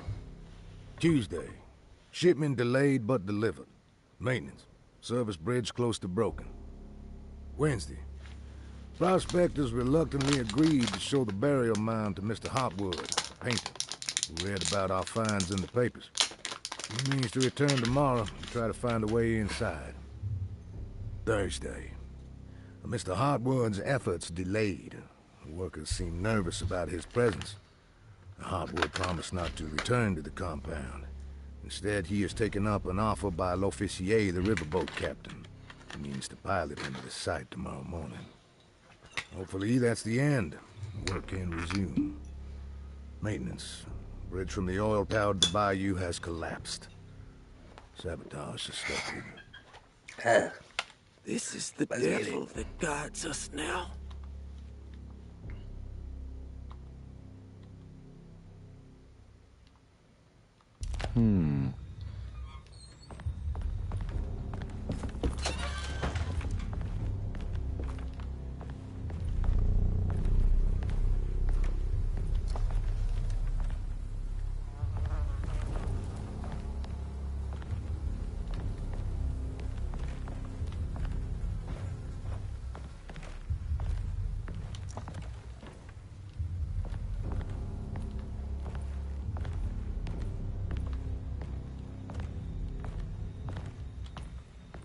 I need the key.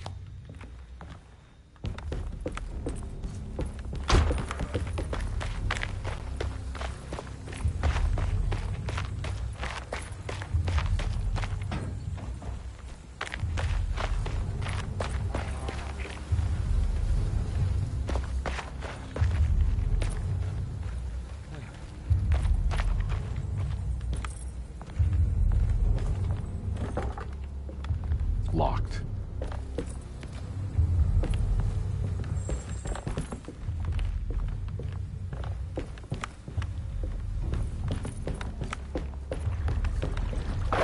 Something missing.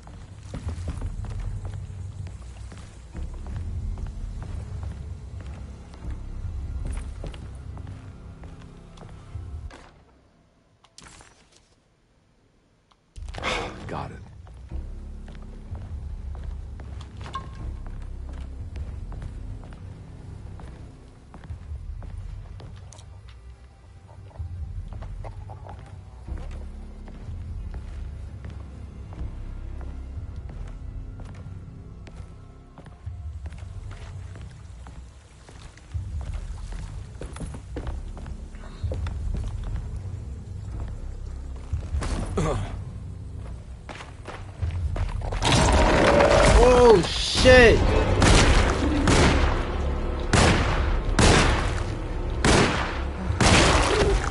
Pussy.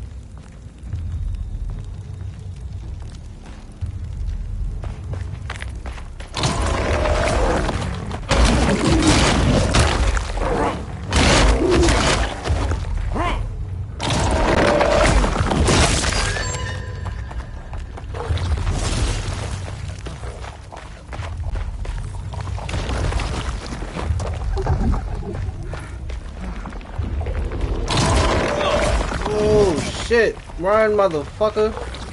Run, nigga, run. It's pretty weak. I just need something to break it.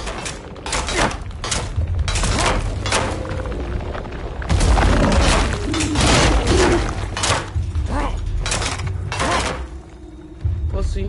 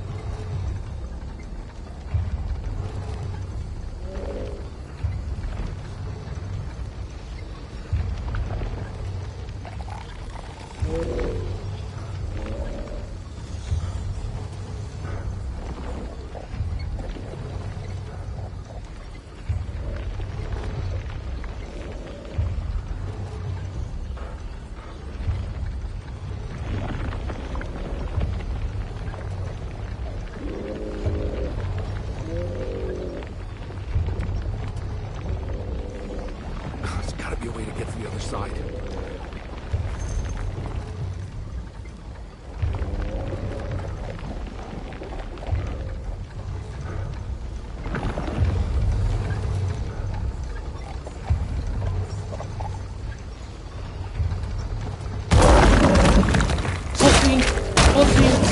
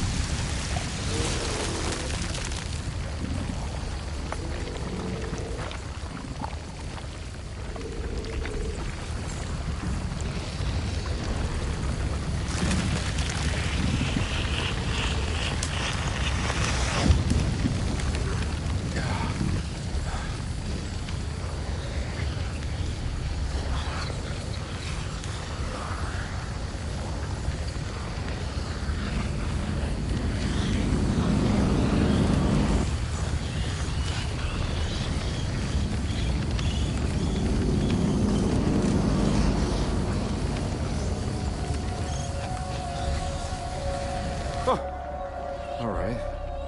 Now what?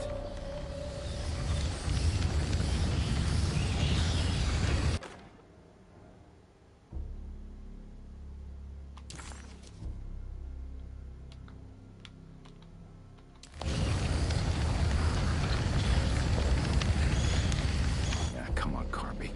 Wouldn't you rather fall to your death than go up in flames?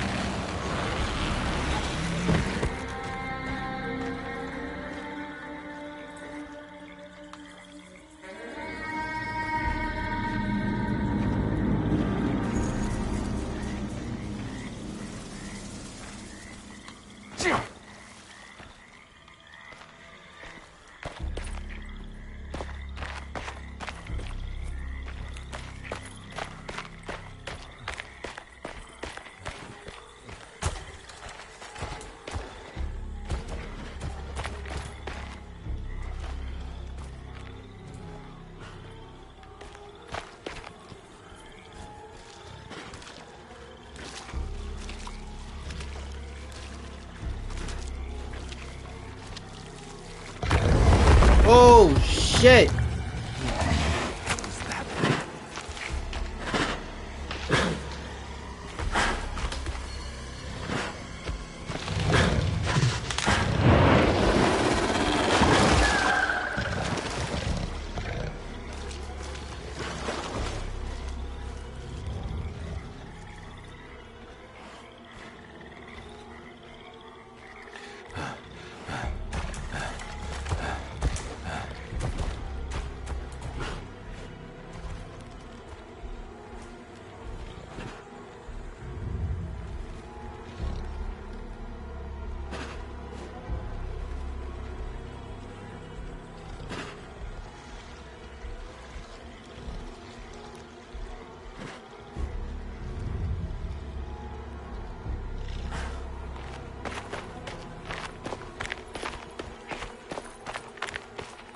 It's the hateful mound Jeremy talked about in it.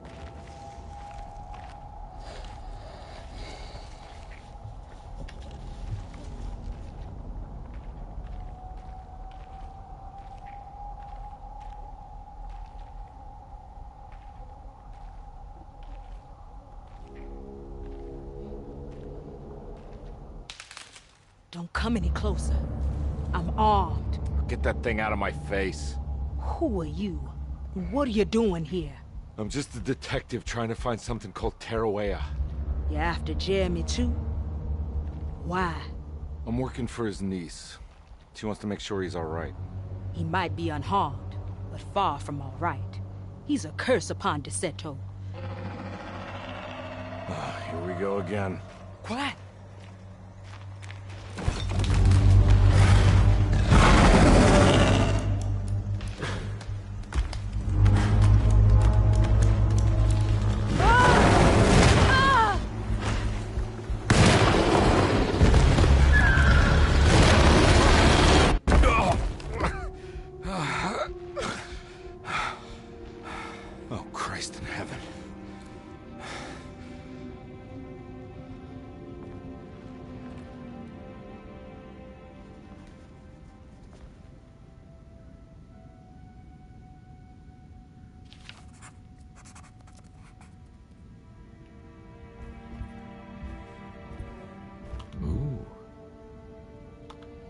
I need that.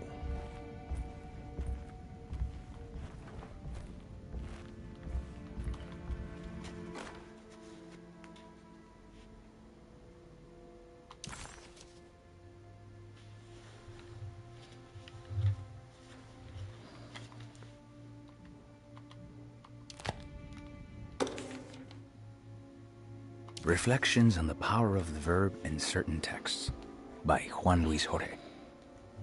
To act is in itself divine. Even the slightest movement of our hand is evidence of our soul in motion. Yet our free will is so easily overwhelmed by the dullness of everyday life. Our actions become rote and rigid in spite of luxury and comfort. True divinity is found in the choice of leaving the stage where we all perform. People who discover this freedom unexpectedly will be struck by the terror of this revelation and become paralyzed, or worse, turn to suicide. However, if you are able to weather that storm, you will discover that there is a divine path beyond that fear. There is a chance to dismount your destiny and make something new. Something that hasn't been planned for or predestined. There is difficulty in explaining this type of acting, as it transcends our everyday choices. This isn't some banal decision choosing one career over the other, or even who I should marry. Leaving the stage, no matter how, isn't a matter of course correction. It's a rejection of the story that the Creator is telling.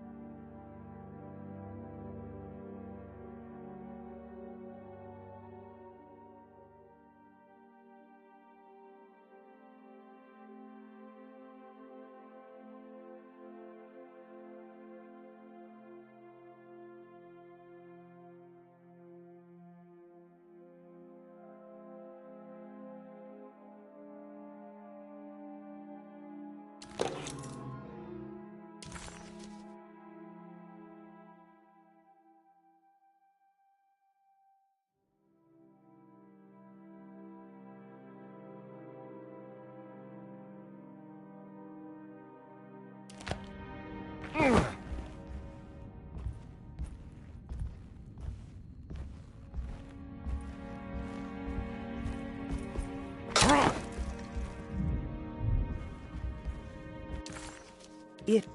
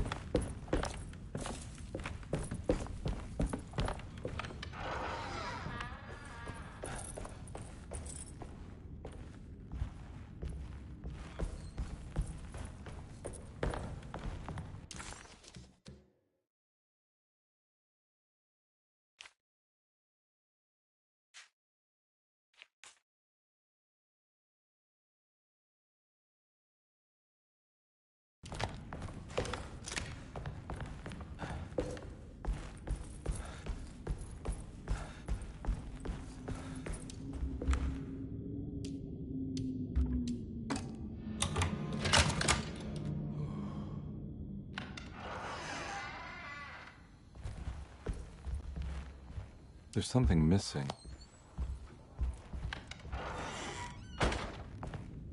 This must be that kid's room. Why does she seem so familiar?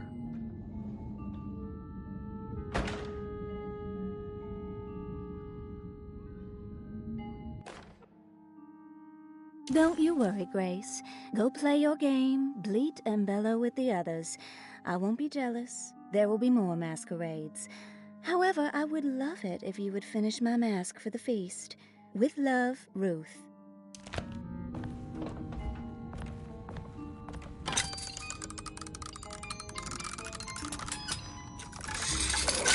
Huh.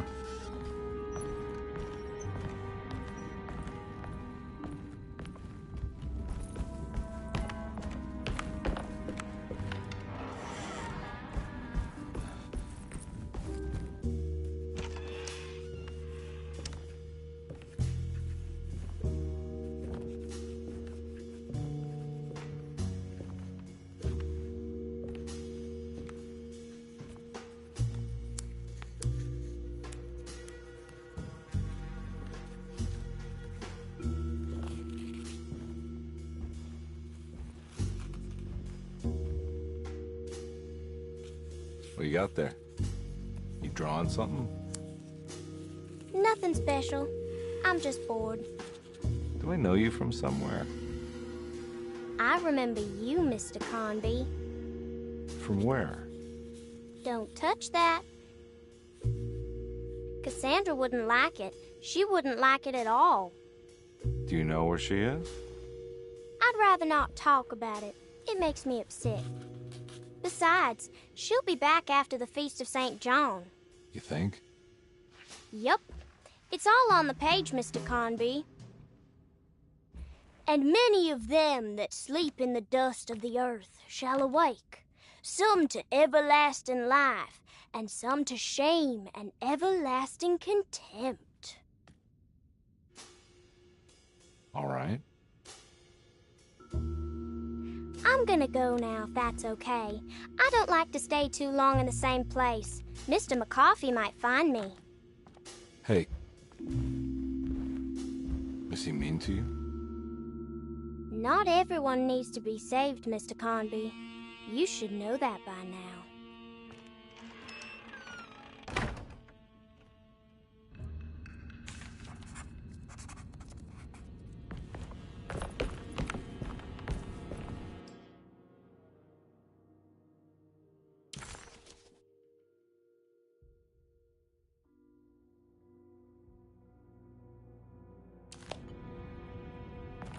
So this is where Cassandra Beauregard ended up. For some reason, I thought she died years ago. Miss Beauregard, I picked up your medicine at the post office today. As you understand, it needs to be administered by the orderlies for your safety. I've put the box in Lottie's room for now, and I'm sure she will find you as soon as possible. Mr. Waits. There's more of that rot again. Like it's guiding me to do something. But what? I don't think if I find the full set of bottles, then maybe I can make something out of the stains of rot. It's another one of those strange padlocks.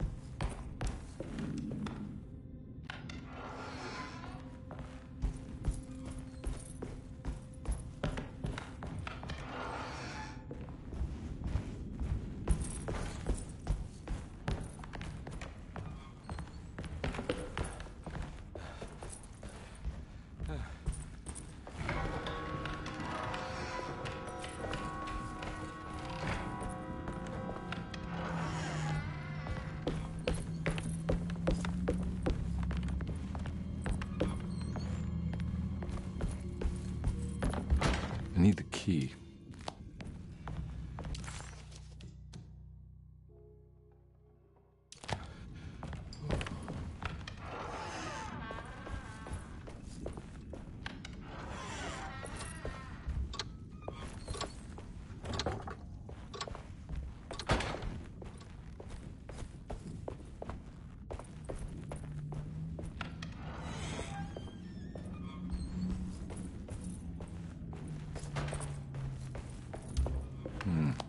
I need the key.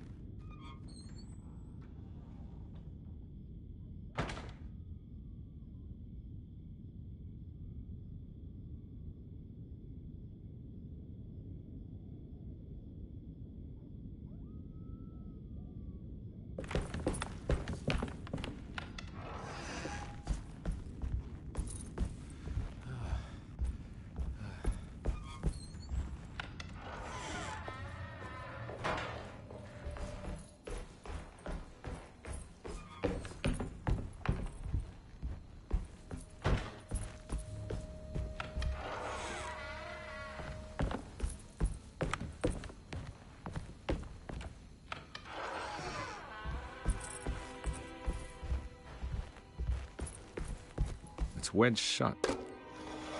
It worked.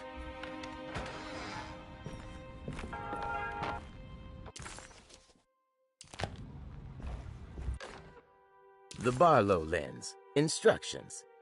To double the magnification of your telescope, simply fit this Barlow lens to your instrument. Then operate the fine-tuners to adjust the distance between your lenses. This is easily done while looking through your eyepiece. Simply search for a position where your picture is clear and appears flat.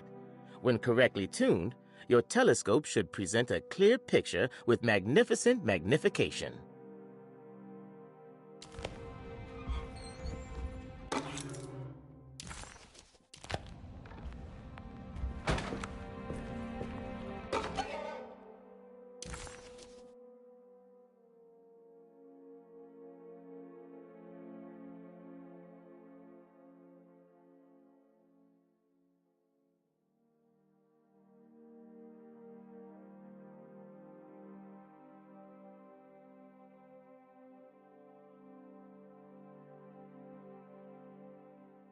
What's this?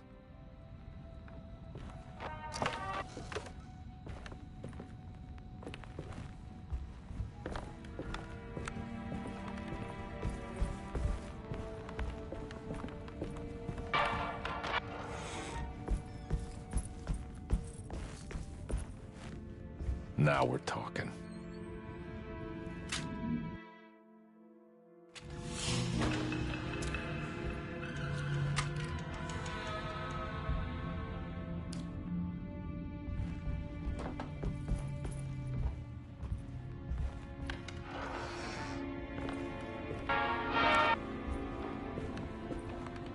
I don't think I have everything I need.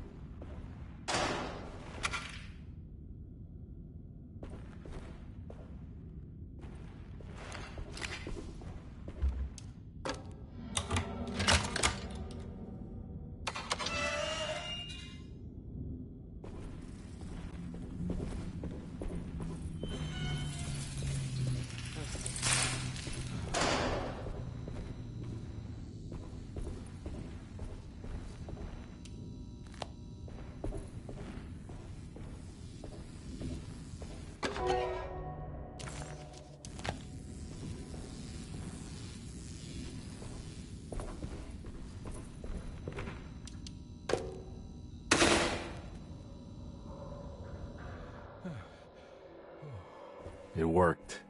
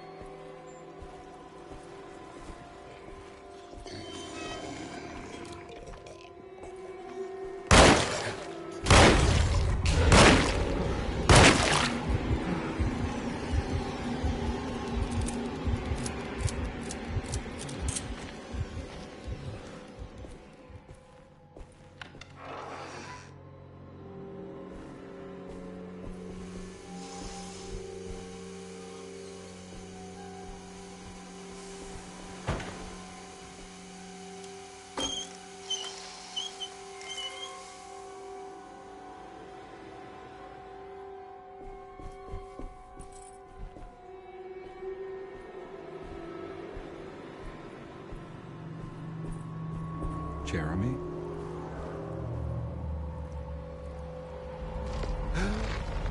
What the hell is going on here?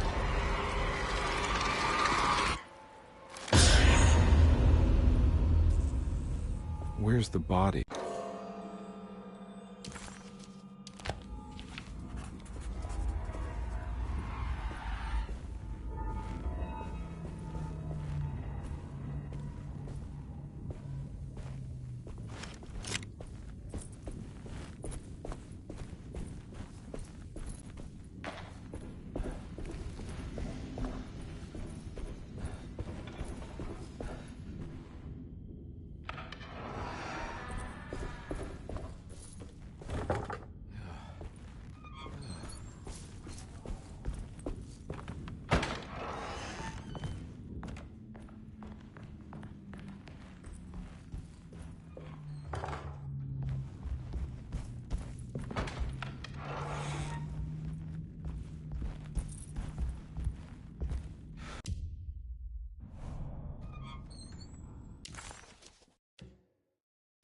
Can't be.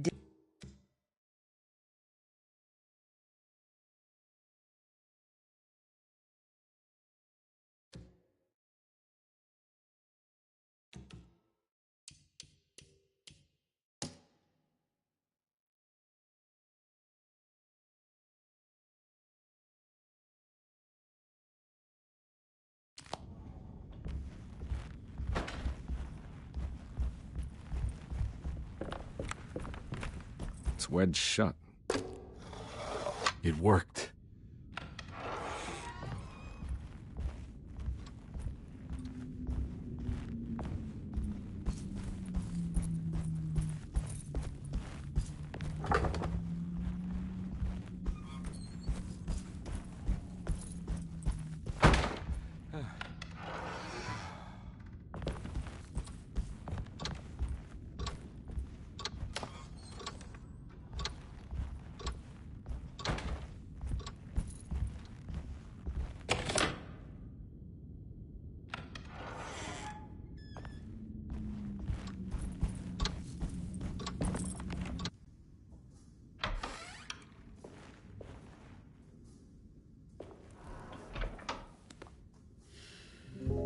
Detective Carnby, how good of you to come.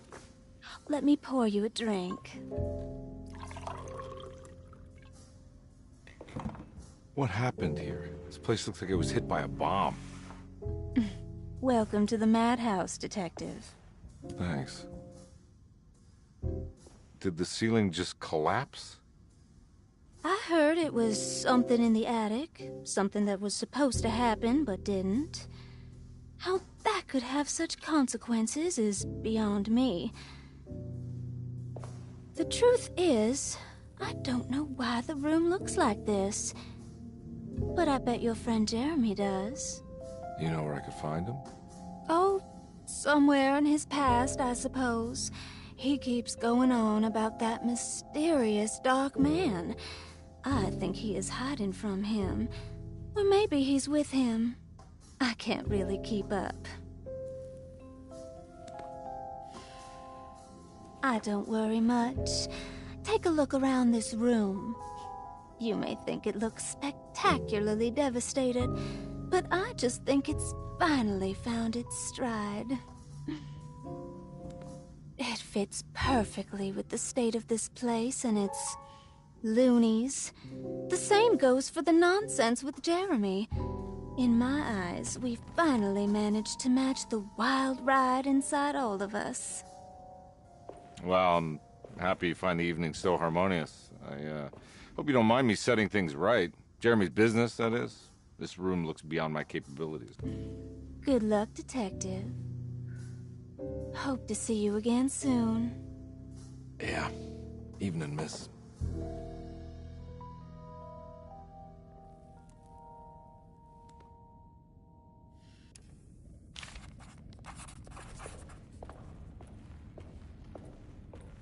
Ruth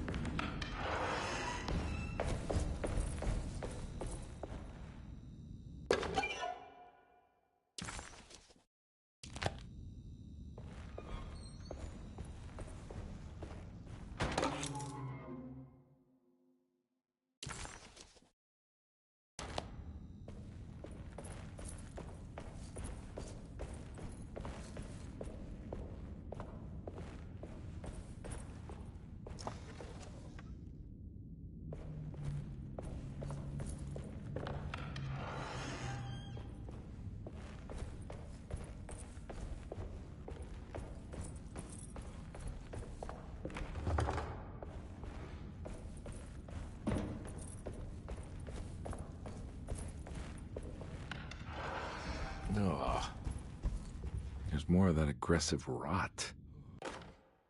On the commonplace of evil, there lies virtue and stark irreverence, careless thoughts of luminous indifference. But blame not the beast we once were, which science so often wished to refer.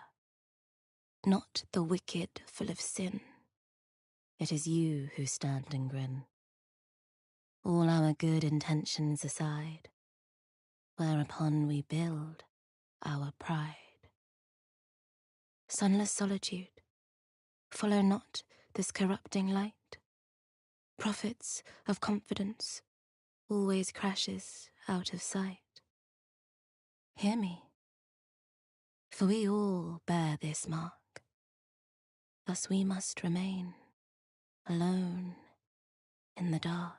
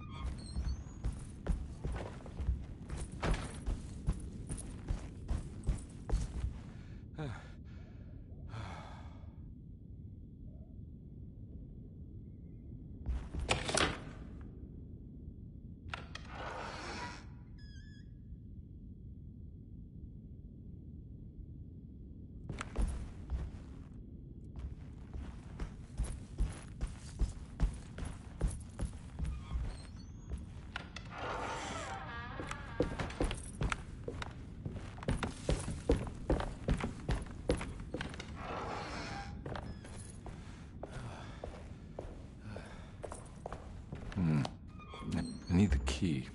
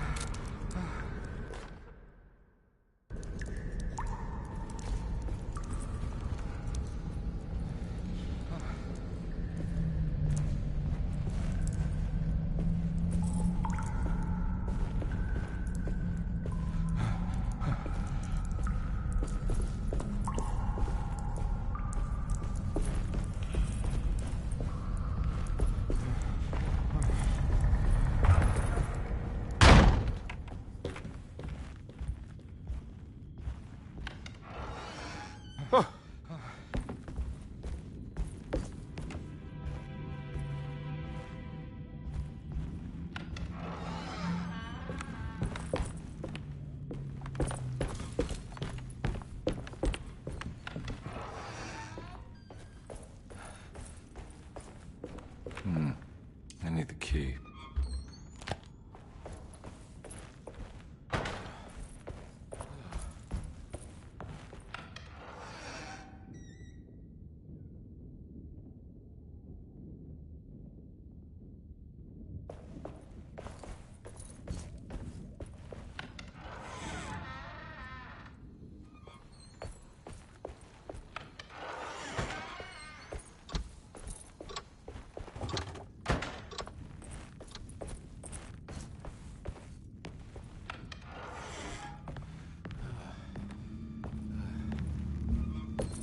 I need the key.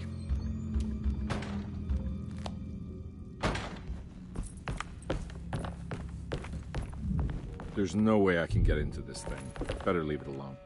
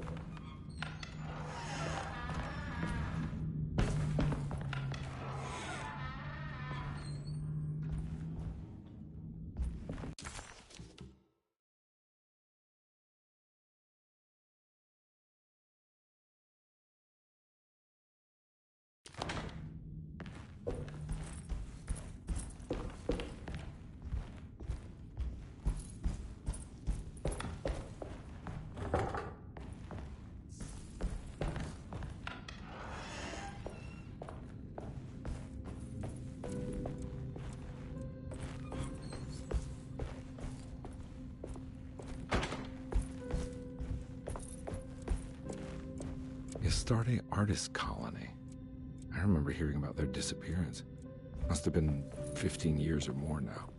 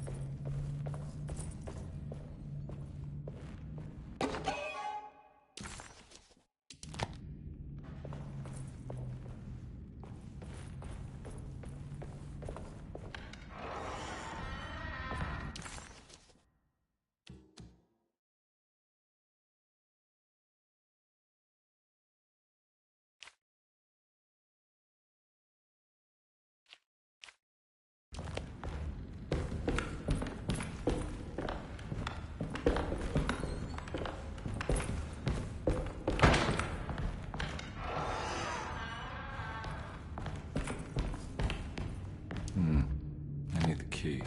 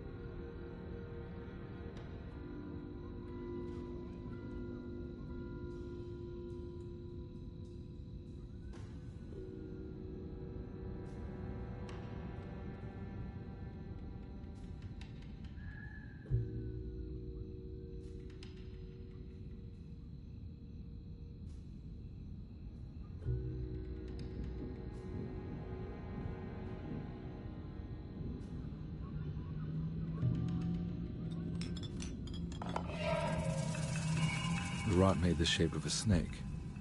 There must be something important to find here. Maybe it has something to do with the numbers on the labels.